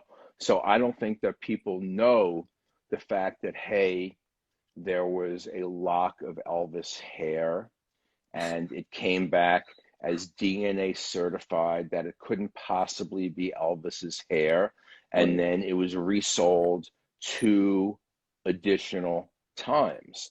So you can't, you know, you can't overlook that. I will say, from my experience, I had actually never met, or I still have never met Bill Master in person, and I never spoke to Bill Master in person until literally like probably 2 weeks before he was actually going away. I mean, over the phone I spoke to him, but there were definitely people in his company that were worse operators than he was. But no, I don't think, you know, it's the same thing they say about, you know, some of these movie producers and actors. Well, you know, this guy was convicted of rape 30 years ago. Why are we honoring him now? You know, he's still a rapist, right? Oh, and here's a good one. So LA Autograph says, talk about your scoreboard COAs. And this is the biggest bane of my existence. People who are new to the industry, they go out on the internet, they buy something off eBay, and it comes with a piece of paper scoreboard letter of authenticity. And it says Ken Golden, CEO. And what they don't realize is that they are buying a fake autograph with a counterfeit piece of paper. Unfortunately, what they do is they submit it to JSA, or they submit it to Beckett, or they submit it to PSA, and it comes back not authentic, and they go, oh my God, you know, Scoreboard sold a fake autograph. Ken Golden sold a fake autograph. No. There was a group of scumbags, one of them named Tony Posada, the same guy that was kicked out of the Cleveland National 3 years ago, and they counterfeited scoreboard certificates. I mean, look, this is the early 1990s. there was not the technology to make the stuff counterfeit proof. Certainly, Scoreboard did not use that type of counterfeit technology back then. And people counterfeited hundreds of thousands. But unfortunately, the fuckers had my name on the certificate.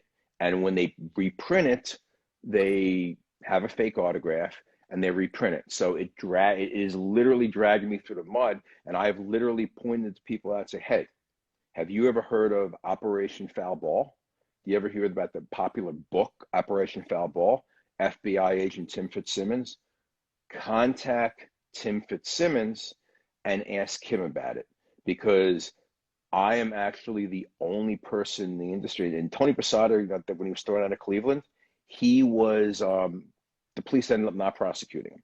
The only person that has a successful conviction is me, my former company Scoreboard, because we got a conviction against Tony Posada in 1994 and got a consent decree from a federal court in New York saying he is not allowed to sell any autographs of any athlete that is under contract to Scoreboard. Unfortunately, Scoreboard went bankrupt in 1998, and obviously he did what he wanted. So yes, people asking about the Scoreboard LOAs, as much as I hate to say it, I wish that eBay would ban Scoreboard COAs, because Scoreboard sold tens of millions of dollars of autographed product. We had Mickey Mantle under contract.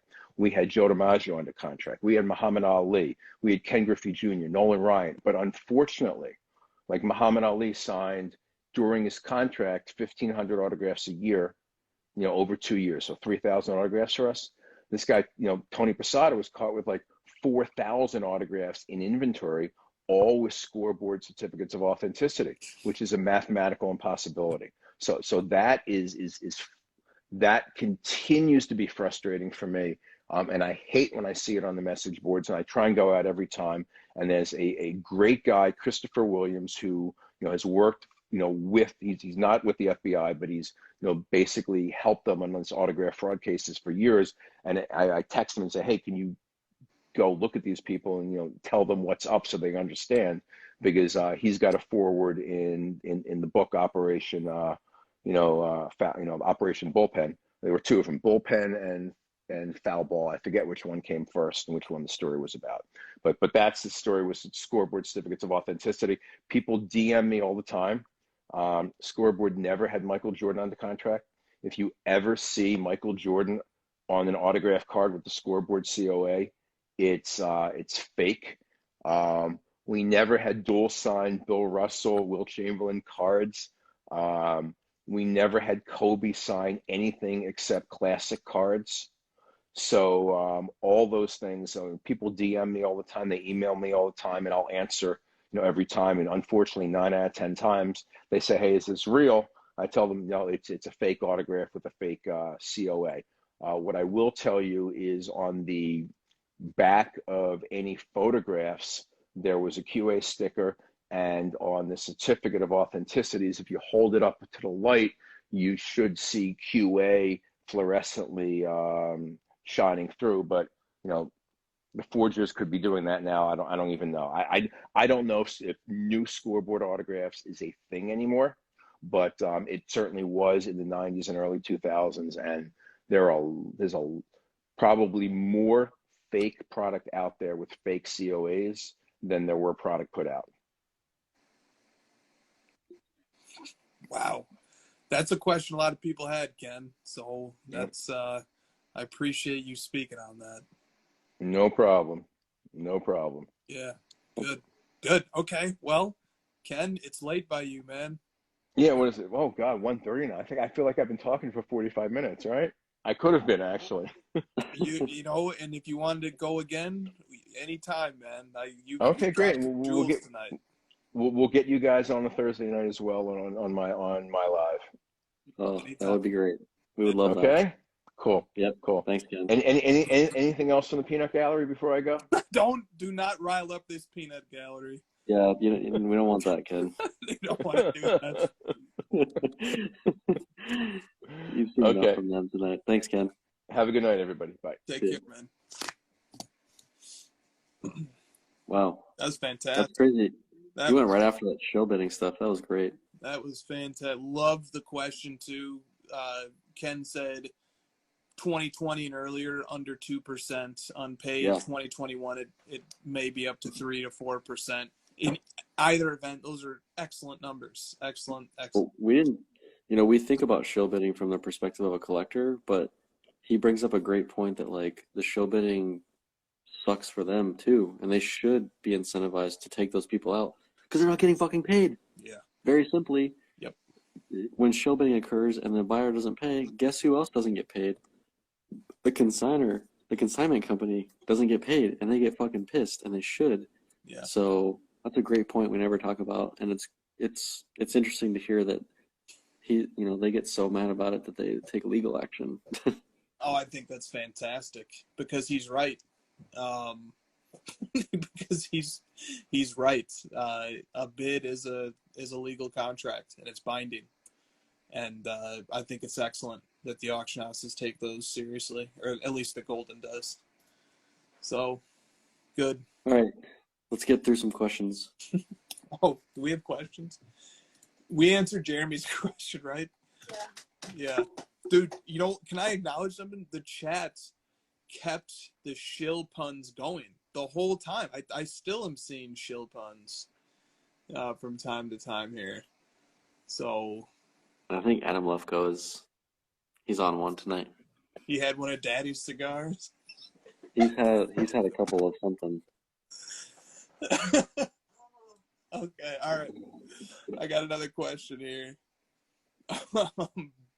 This comes from Cal's Cards. He wants to know, why is there a kaboom on ladder headlines every day? I thought today we were going to get a break, but you trolled us with Von Miller at the end.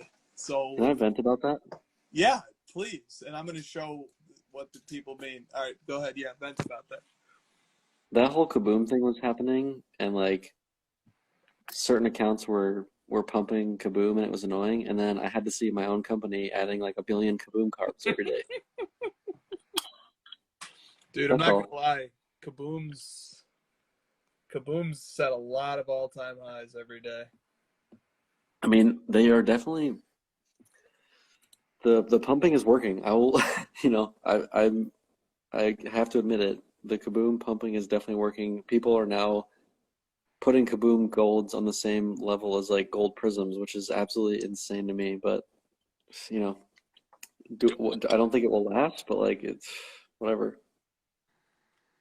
Yep, I think that's right. But here's okay. So like I'm highlighting. These are the all-time highs that get posted every day. I highlighted the word kaboom. I guess there was 4 yesterday. Not that many. We also have a lot of kaboom 5. cards. Yeah, we have over 1,000 kabooms. So, but Well, the thing about that is like, yeah. Sorry, go ahead. Well, I was just gonna say something that people don't really realize is that downtowns are setting record highs every day as well. Downtowns generally have about twice the population of kabooms, and they sell for about half as much. They've been going up right alongside kabooms, but you don't see anybody talking about it in our circles on Instagram. But the downtowns have been going up quite strongly as well. We need indexes for this. We need the kaboom index, need a downtown index. We need that. Christina's telling you to shut up somewhere. I was just gonna say, like, whether stuff gets pumped or we get annoyed at it, we still have to be unbiased and add cards that are, popular and what people want to see. So that's kind of where we're at. Yep. As much as I might not agree with us having that many kabooms. We have every kaboom, and if nothing else, up to 2020. And if nothing else, there's a lot of fans of that card out there, at least right now. And I bet somebody should be keeping a watch on what those markets are doing, for better or for worse. I'll make a kaboom index tomorrow. Fine. Yeah. Okay. All right. Next question from Lamim James. Very serious. I don't like this question. Very serious, important question. No, Trae Young is not underrated. No. Did you see the question he put in the chat? Yeah, this is not that. Okay. This is a pre-question. Questions come before the show. Lamim James said, if the orange Luca Prism PSA 10 sold for $120,000, how much is my Immaculate Mahomes rookie auto PSA 5? A great question. This is a Well done. very well done. Well, let's look at it from the perspective of an index. If the Trae Young, or sorry, what was it? The Luca orange. If the Luca index, let's cross compare player indexes and figure this out in another day. I don't care. No, don't do that. Apples to oranges. The chat. God damn, you guys are good. Dude, Apples to oranges. What is Good it? one. It's very awkward to be the host of a show and have a chat that's smarter than me. I'm very I struggle with that. Like, Yeah, I was like, the only one I came up with was Shill Silverstein, and these guys are just like running circles around me. These guys wrote a coffee table book of shill puns in the chat. We should have counted. There's got to be like 75 to 80 shill puns in this stupid chat. You guys are amazing. Yeah, you're right, Adam. I think we all do. Okay. Next question. Next question. This is quick. Okay, good. I thought it was funny when I put this question in the order that I put it in. JGB45 asks, when do you know it's time to take a break from the hobby? When you're dead.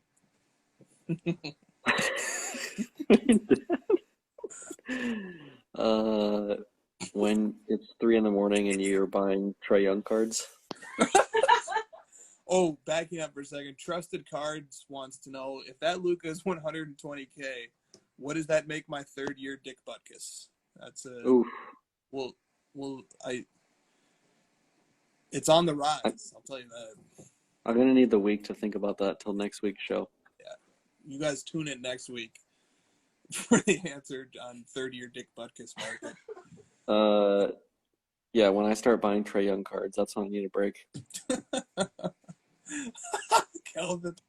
Kelvin, that's when you double down, bud. When your PC dude, I don't care about your dumb PC. My fantasy football team is totally fucked. Yeah, that's tough. All right, let me jump to those questions because I had some questions on this topic too. Caden Cards are gonna Cards. get cheaper. Yeah, Caden Cards says, we should talk about ESPN's top players too a little bit later. Caden Cards says, were you crushed when Christian McCaffrey went down on Thursday? Mostly 90s basketball cards says, what is the Christian McCaffrey panic meter? And South Park Cards 2 says, too soon? But how does Christian McCaffrey's injury impact the way you collect over the next few weeks? Will you be motivated to buy more while he is out?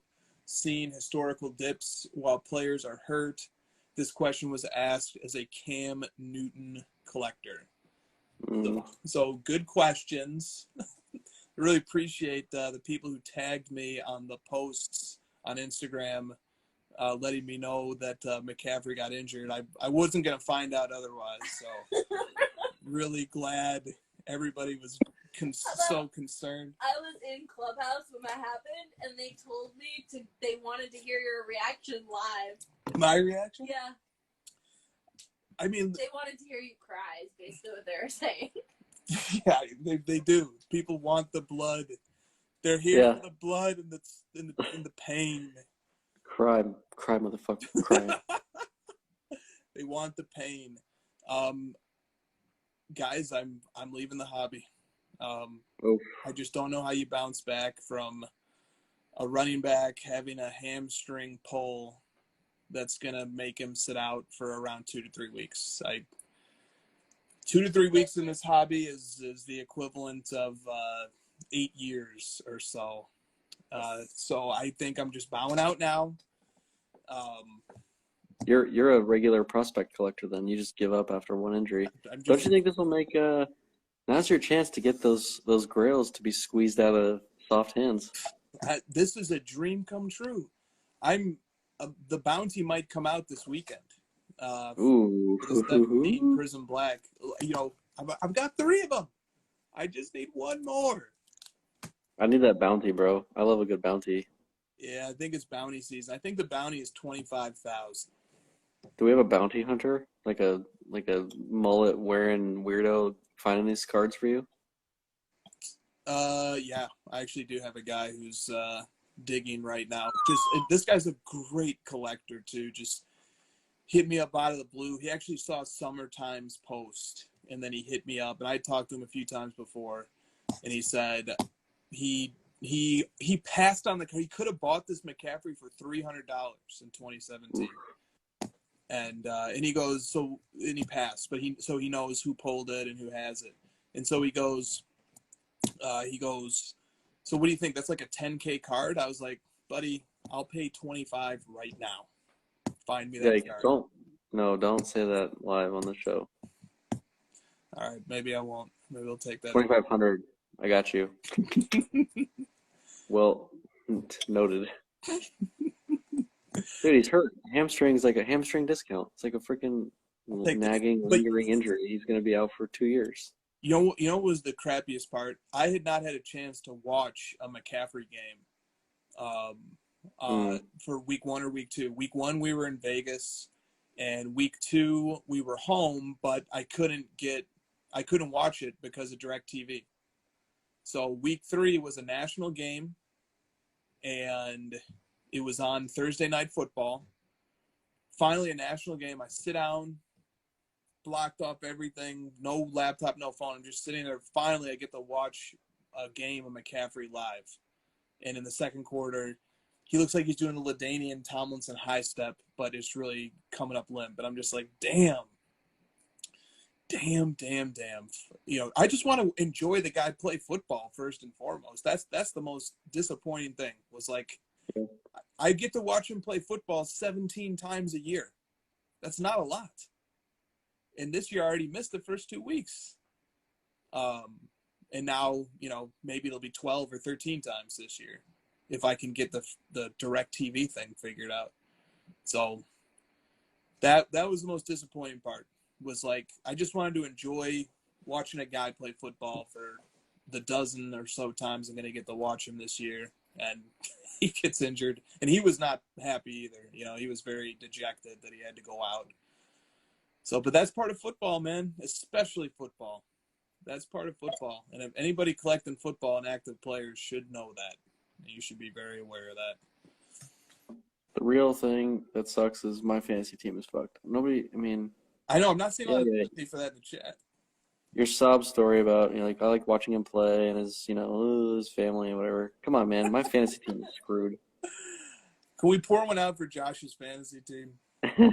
That's like that's what always pissed me off about injuries is like this dude's career is like on the line and you're like, my fantasy team. It's like, come on, man. Who cares? Nobody cares about your fantasy team. Everyone has this. How many leagues are there? That's how many leagues have Christian McCaffrey on a team. Like a fucking trillion teams have him. Yeah, no doubt. We have many, many, many people. Everybody with that first pick or that highest. You know who else isn't crying for me? Who? Everyone else in my league. Oh, they're doing the opposite. You were 2-0, weren't you? I was, and yeah, now I'm gonna be totally fugged. Are you picking up Chuba Hubbard? Next question.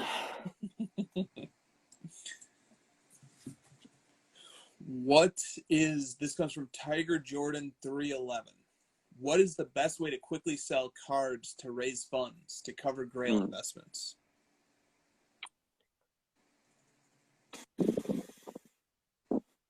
You know what not a lot of people are talking about doing? Listing the card yourself on eBay. Like, what happened to that? Does anyone do that anymore? Do you have to send it to a consignment, or could you just do it yourself? It's like, is the price that big of a difference?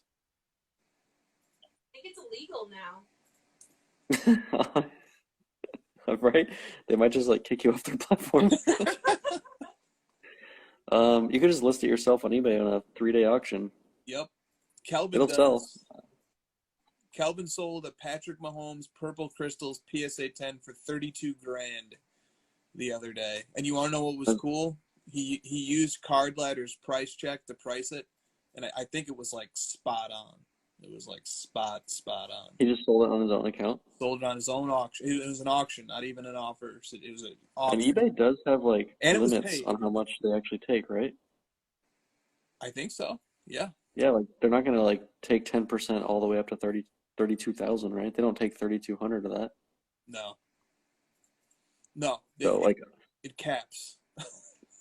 look at the eBay cost and what it actually is going to cost you. You know, just or send it to Wharf, send it to your favorite consignment shop, list it for best offer on My Slabs, list it everywhere, right? List it on My Slabs, your Instagram, your stories, eBay best offer, and see what you can do. And if that doesn't work, just freaking auction the thing.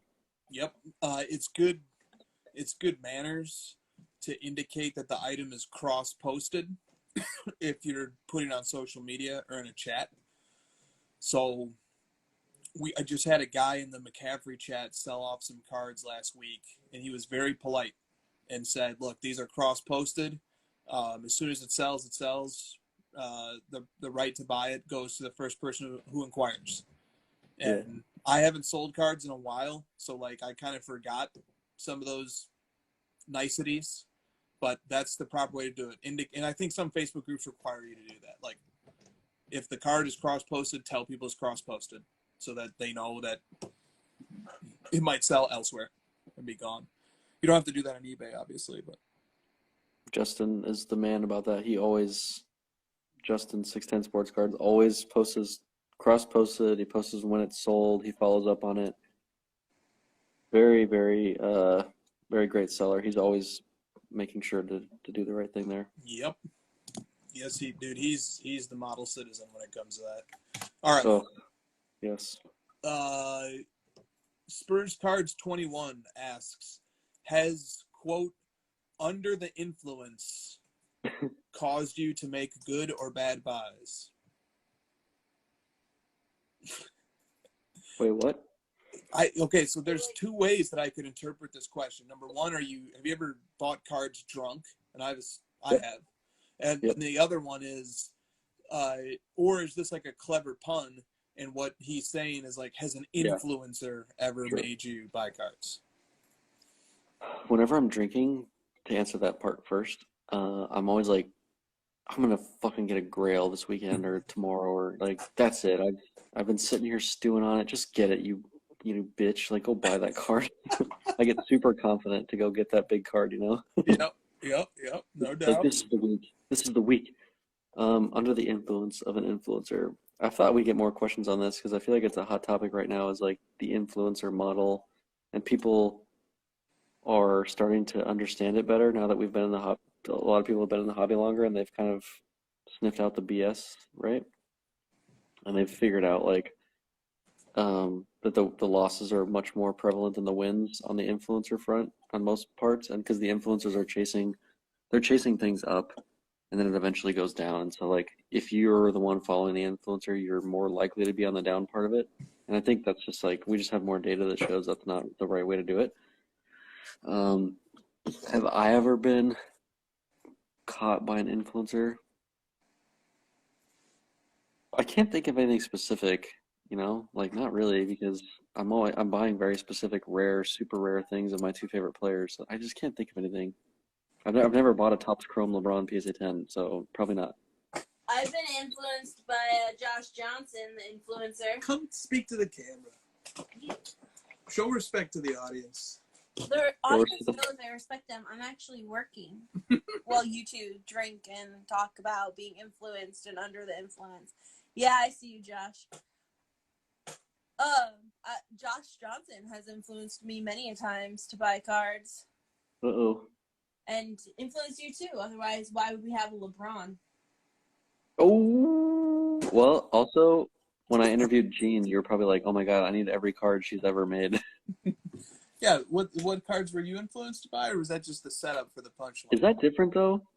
Please, like, so I can sleep tonight. Is it different when someone, No, makes... Hey, Calvin says he was influenced by Moxie Kleber by you. No, No, don't buy Maxi. Leave us. Is it so? Help me understand the difference between being influenced to buy something in basically, the context of what we're talking about versus someone bringing to light something you didn't know about. Like maybe someone talks about a set that's like, oh, I didn't know that set existed. Let me research it, and then they're like, oh, I think this set is cool. Let me buy it. Versus like, this card's hot. You all need to be on this. Go buy it now. Like, what's the line there? I don't pay any attention to those influencers or top 5 losers. Like, I don't even consider them human beings. So I would consider influence being like someone talks smartly about a set or a card, and then you go and do your own research. That's a better influence. Sure. It's still like it's a type of influence, right? What's the like distinguishing factor is my question. Yeah. I think part of it has to do with the reasoning behind how the content connects to the action taken by the audience. So if the content is let's say I make content about playing basketball, and I'm like, this is so much fun, and then 10 people go out and play basketball after watching my video playing basketball because it looks like fun, and they go and they have fun.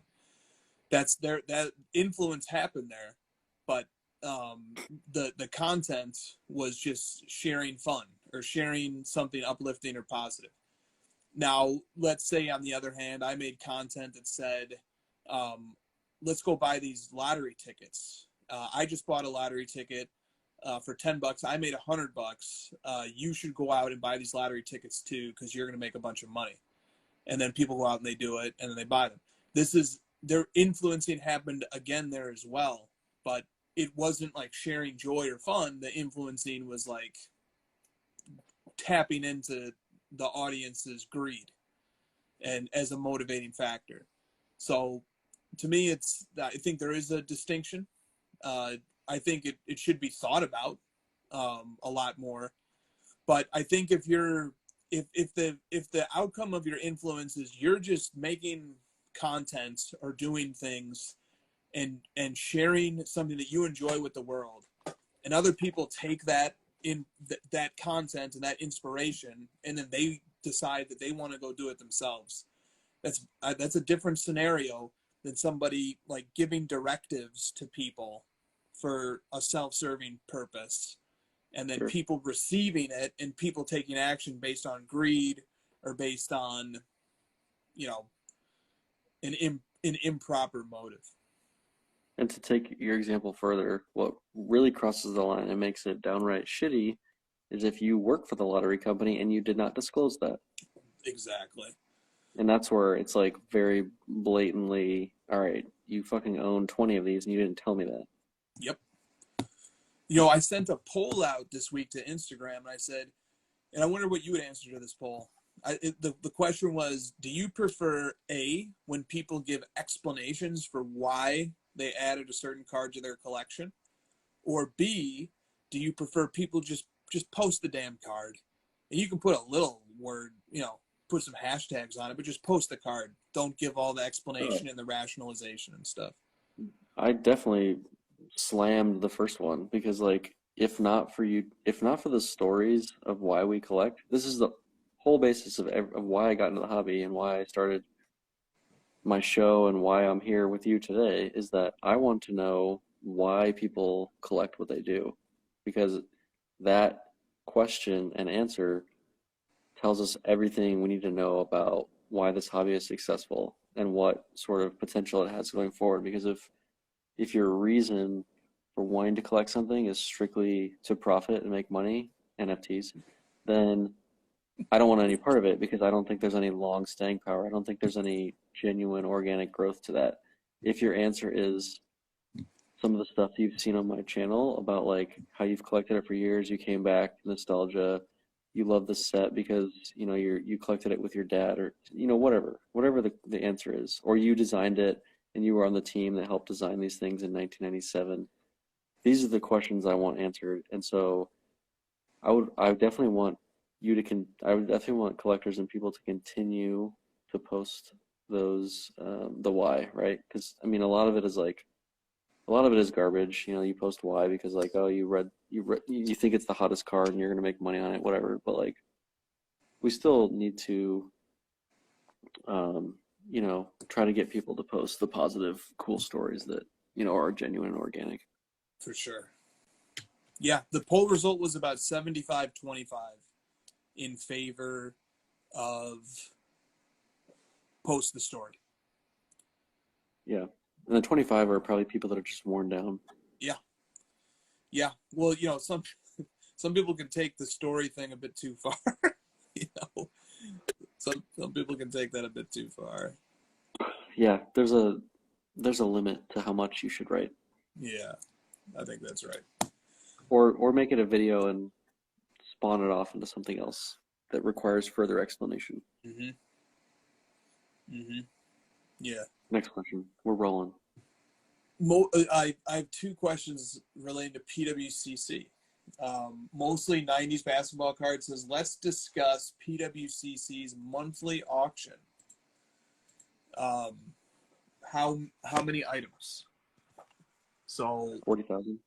40,000. It starts on October 7th.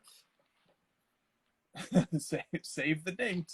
It starts on October 7th. 40,000 cards. This will be the largest monthly auction ever. And I suppose perhaps that's partially because they're catching up on September's, or on, you know, ever since they left eBay, they're catching up. It goes live, like they said, on August 7th. 40,000 items. So one of the questions was, will there be a preview? And PWC said there will be some previews. So I mean, it's pretty simple math here. They got cut off in the middle of August. They had no September. Yep. It's just more, you know. Yeah, and it's not like absurdly more. They would sell, I want to say, near that amount every month on eBay, because you got to think about all the flash auctions, the pre-war baseball, the vintage baseball, the modern baseball, the ultra-modern baseball, the vintage basketball, the modern basketball, the ultra-modern basketball, same for football. Then they had trading TCG stuff, Pokemon, Yu-Gi-Oh. Then they had hockey. Yu-Gi-Oh. I know my TCG. Okay, so they had huge blowout auctions half the nights out of the month, like tons of cards sold on PWCC. Yeah, and one thing that we kind of stink at as a community is like assuming that these companies are doing things to screw us all, when like we just had Ken on and people maybe would assume like, oh, you know, XYZ platform isn't doing enough on shill bidding. And we had Ken on to say, like, we're doing a fuck ton with shill bidding. You're wrong. I guarantee you, if we had Jesse on to talk about this new auction, he would be conscious of the fact that, like, they don't want to flood the market and destroy prices, right? So, like, they may not be listing everything that they've had in the backlog in the last 2 months. I'm not sure. But, like, they're definitely conscious of the fact that there's going to be a lot of auctions coming because of that, and they're probably doing what they can to try to not flood the market. So, again, you can assume negative intent if you would like on some of these things, or we could get the facts and, you know, hear it straight from these companies and figure out it is going to be a lot of cards.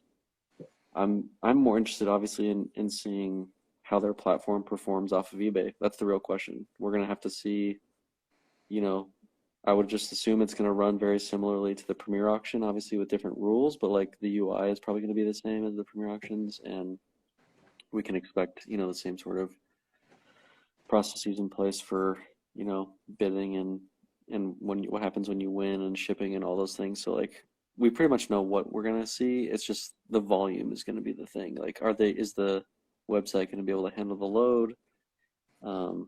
You know, is the market going to be too flooded with too many auctions? We're going to see, but I choose to take positive intent with PWCC just the same as I do with Golden, and until proven wrong. Well said. Isn't it a pretty interesting vote of confidence that 40,000 items will be featured in their first off eBay auction. A lot of people. I'm not saying there's all 40,000 came from 40,000 different people, but that's a ton of PWCC clients who trust them to, and who are willing to be the guinea pigs as part of that first auction. It's going to be a pretty big deal. Because the thing about those monthly PWCC auctions is that, like, these other big auction houses, you know, they space them out a little bit more, and it's generally fewer lots, and it's generally much higher price cards. But if you're looking for something like mid-range, and we've had this gap of like not having these monthly PWCC auctions, it's something that's been sorely missed in the hobby, in my opinion. There's been a ton of like, not only mid-range in value, but mid-range in like the player. Like I haven't seen a Larry Fitzgerald, Julio Jones, Christian McCaffrey auction in a long time because the big auction houses aren't going to have those kind of players. And I don't feel like arguing with the person who's got it listed best offer 10x what the actual price is. So like not having these monthly PWCC auctions, it's been sorely missed because it gives us a chance to see comps being set on cards we don't generally see comps being set at. Totally, dude. Nailed it. How much do you and I look forward to the previews on PWCC just so we can see Every what the month. hell's coming out? Yeah, it's like it's a freaking spectacle. Every month, dude. All right, another question. This came from Drake. He said, how do you like PWCC's new fixed price marketplace? Oh, and by the way, Golden mentioned in passing, but he mentioned when he was on that Golden's new platform that he was referencing with respect to detecting shield bidding and stuff, he said that's coming very soon. So we may be, man, the card market has never been more fractured than it will be when PWCC, eBay, and Golden are all running 24-hour auction platforms. That's going to be fucking nuts. Okay. If only there was a site that could aggregate all those sales. Yeah, that'd be great if that happened. All right, here's the PWCC fixed price marketplace. Very cool. They have 64,000 items on here. You know, and it's pretty cool too. You get this little predictive search that pops down when you type in a player. So like, and they've had some big sales on this marketplace too. Like, they had the $200,000 PMG Championship BGS 9 sale took place on their marketplace, and like here they got this ugly ass 2008 PMG. No offense if you like that card, but yeah. So they got. I have one comment that I want to say about this. I don't check this fixed marketplace as much as I should, but one of the reasons why is because they don't yet have sold listings. They don't have a database of sold listings.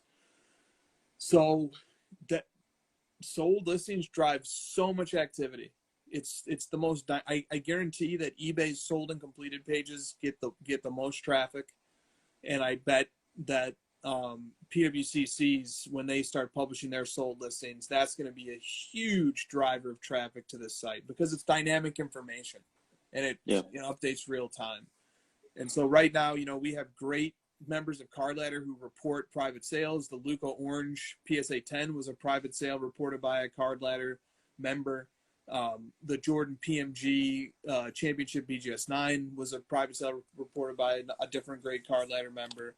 So, that's the mechanism we rely on right now, is just people, disclosing and verifying. But eventually, when we get to that point where PWCC is publishing their sold listings, like I have a feeling that site's going to become much more interesting, and it's going to draw a lot more eyeballs. Yeah, because it's going to spark interest from several interested parties, people who own the card that's not that one that's sold, people that are trying to buy one, people that are trying to figure out where the market's going. We know sold data is a very interesting topic. Totally. We have enough questions for a whole crossover, and that makes sense because Ken came on and talked for an hour, which was great. I think we asked 4 questions.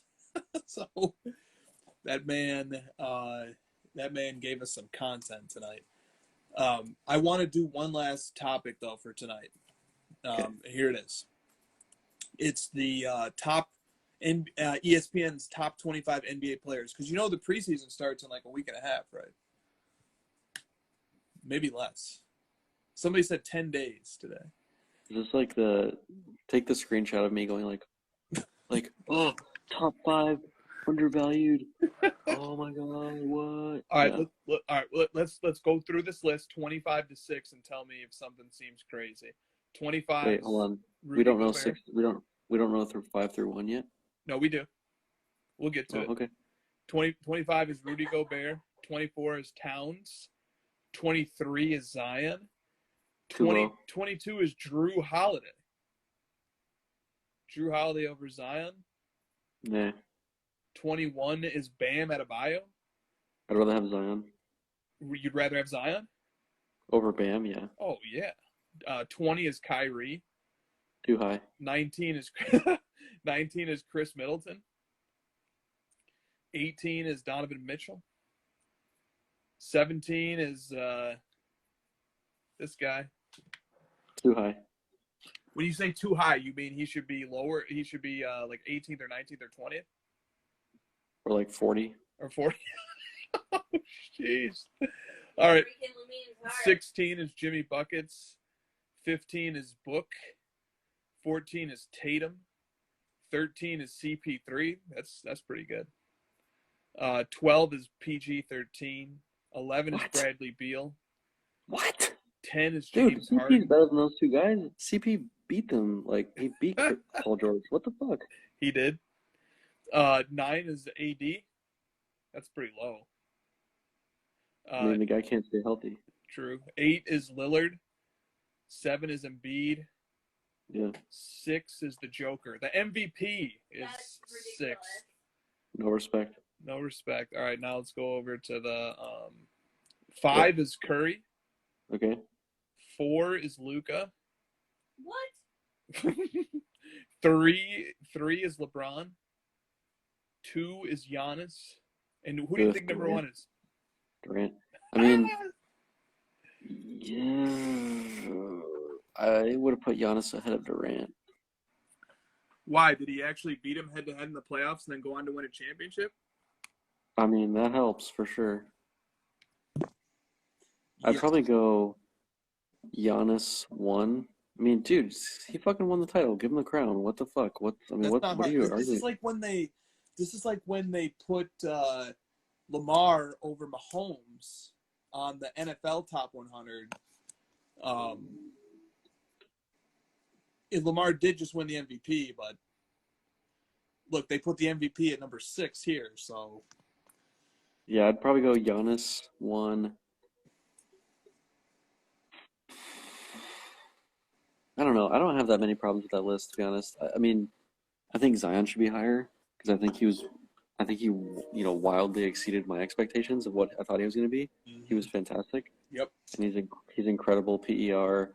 He's super efficient. I thought Zion was freaking amazing. I'd rather have Zion over a bunch of those guys. I'd rather have him over Jimmy Butler and freaking Bam Adebayo for sure.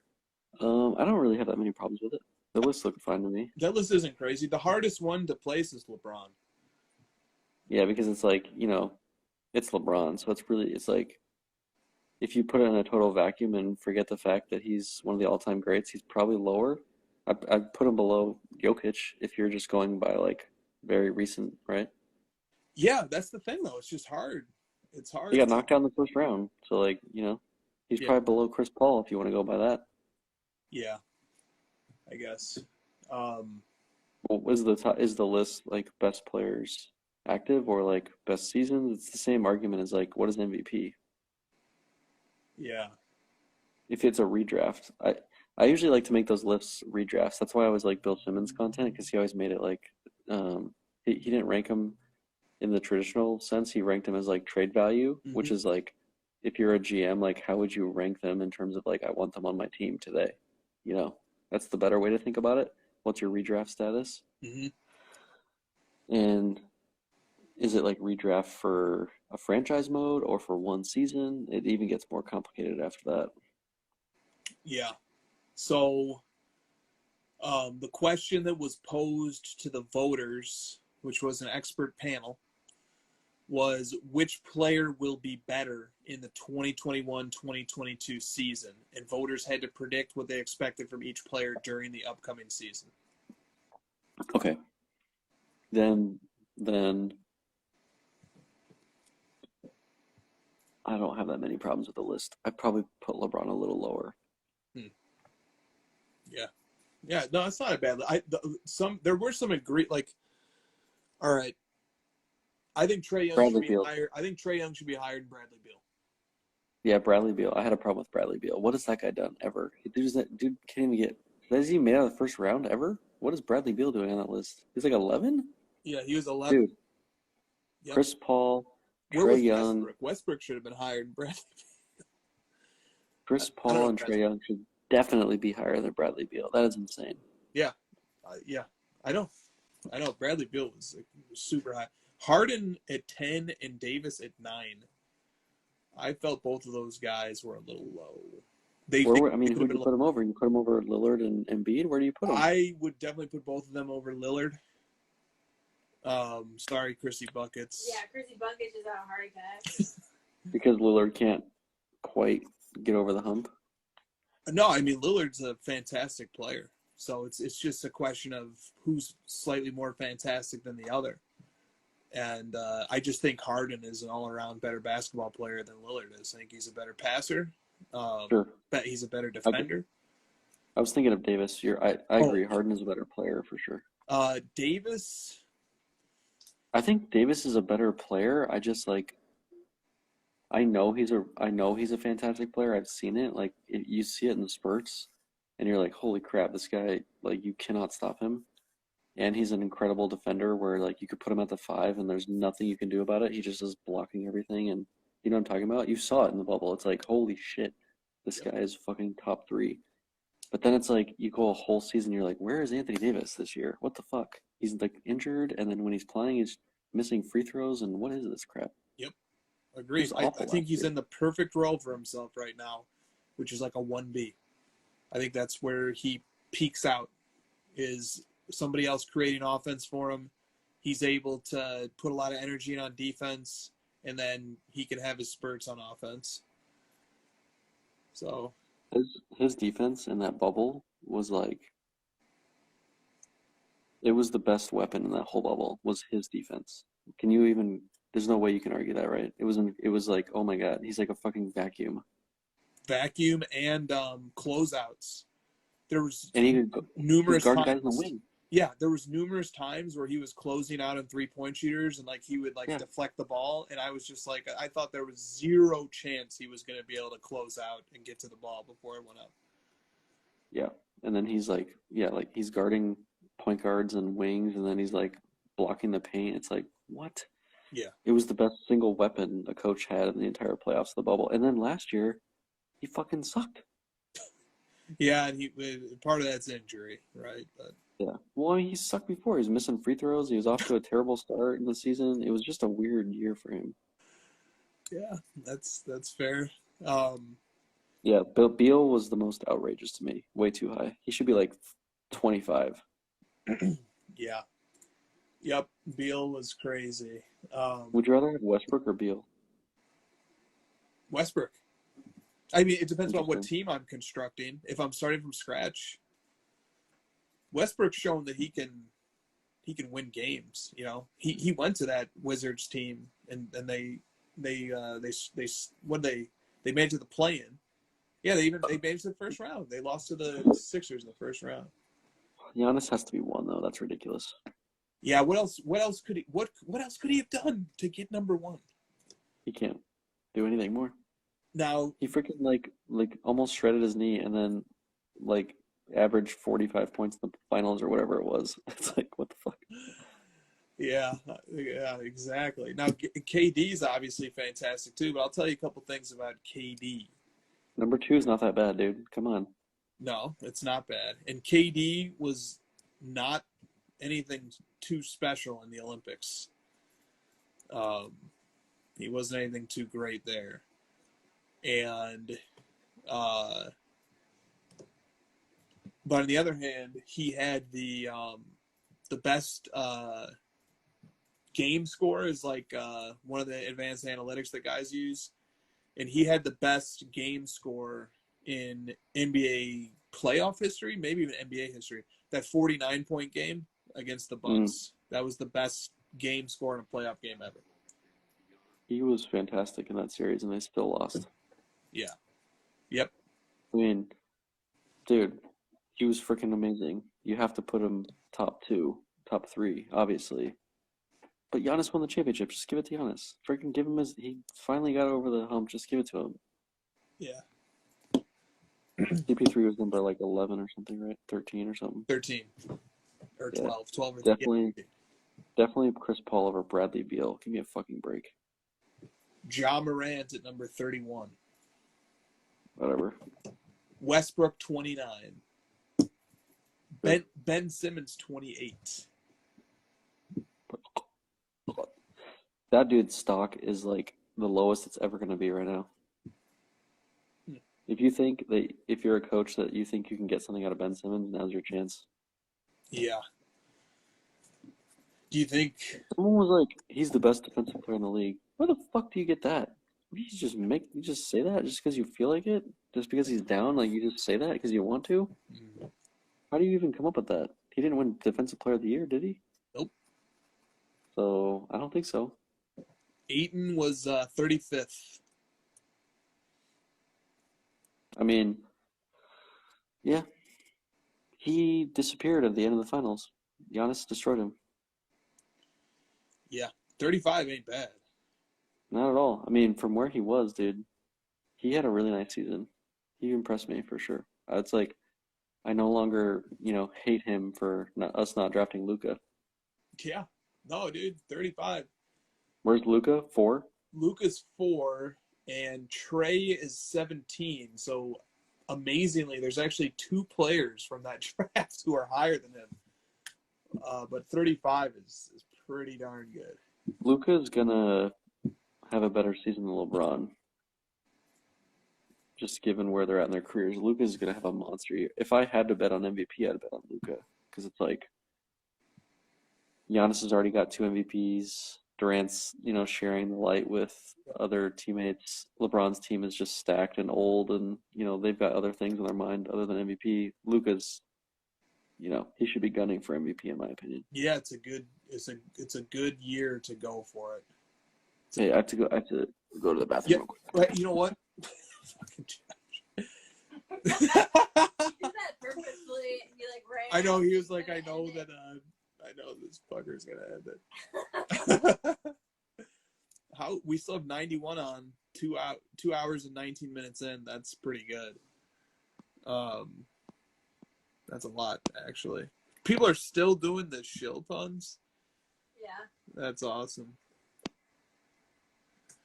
That's awesome. Yeah, Dallas will need to make the 4 to the 60. The over/under on wins for Dallas is 49, I think, which puts them right in that mix for sure.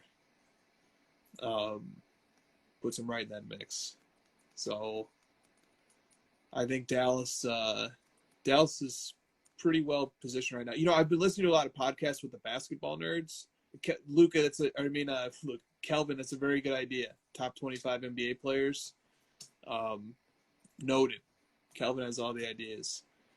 I think a lot of the I'm actually pretty lukewarm on Luka and the Mavs this year, but smart basketball guys like Zach Lowe and some of the other guys are saying that the Mavs are a good dark horse choice this year. They like the moves that they made, so we'll see. Mavs. Yeah. I just hope we get Dragic on October 1st. Yeah, that's coming up, isn't it? Yeah. Is Kristaps still on the team?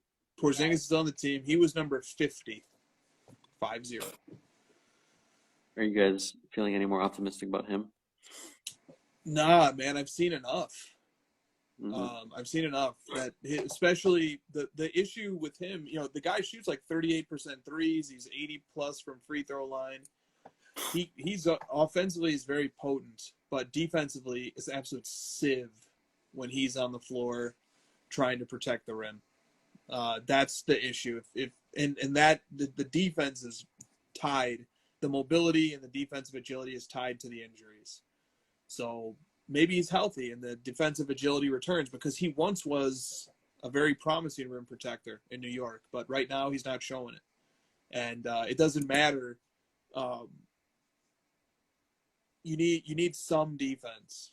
Like you need some defense. So that's the tough part about Porzingis. And if he's not rim protected, he can't do anything else. He can't guard guys in the wing. He has to play drop coverage on pick and rolls. Damian Lillard, Trae Young, Steph Curry, those guys are going to score 50 points every time they play the Mavs because they just put Porzingis in a pick and roll. So, yeah.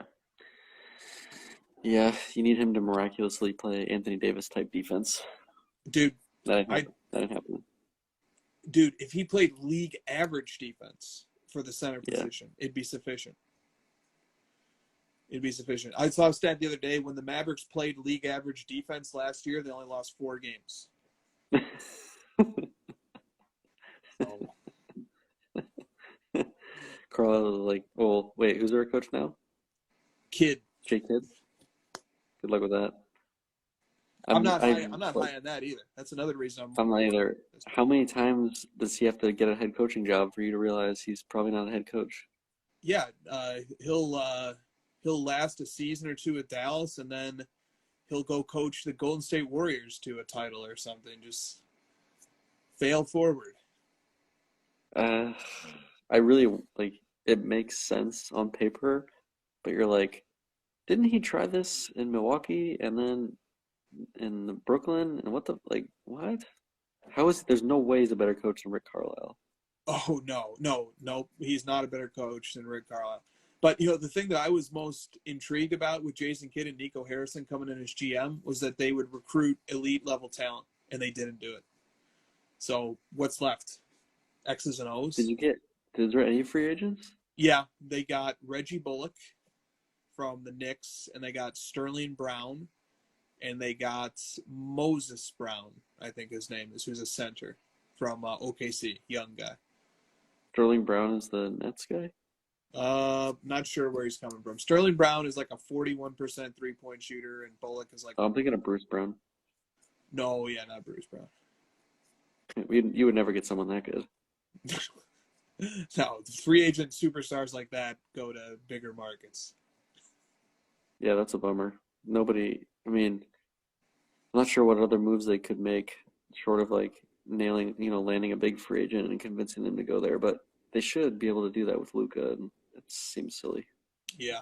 Well, they got rid of Haralabos Vulgaris, who was the gambling / analytics guy who Luka did not like. So there was a move that they did. That was announced this past week. They didn't fire him. His contract expired. Right. Did Luka sign the extension? No, you said that you got rid of him. Yep, which they did. That's not inaccurate. Did Luka sign the extension? He did. Yep. This is this would be the equivalent of the second LeBron, the LeBron extension before the Miami thing? Correct. Okay. So he should be there for 4 more years? Yep. Or I think 5. I think it's 5 years. 5. Player option?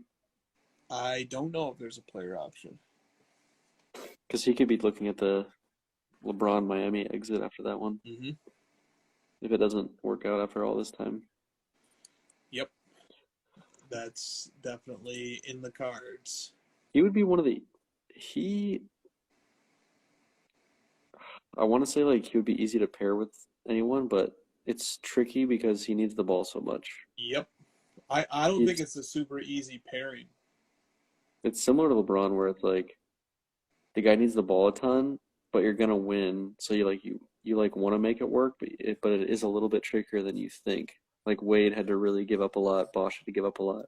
Totally. It is a little bit trickier than you want it to be, but it will work. Yep.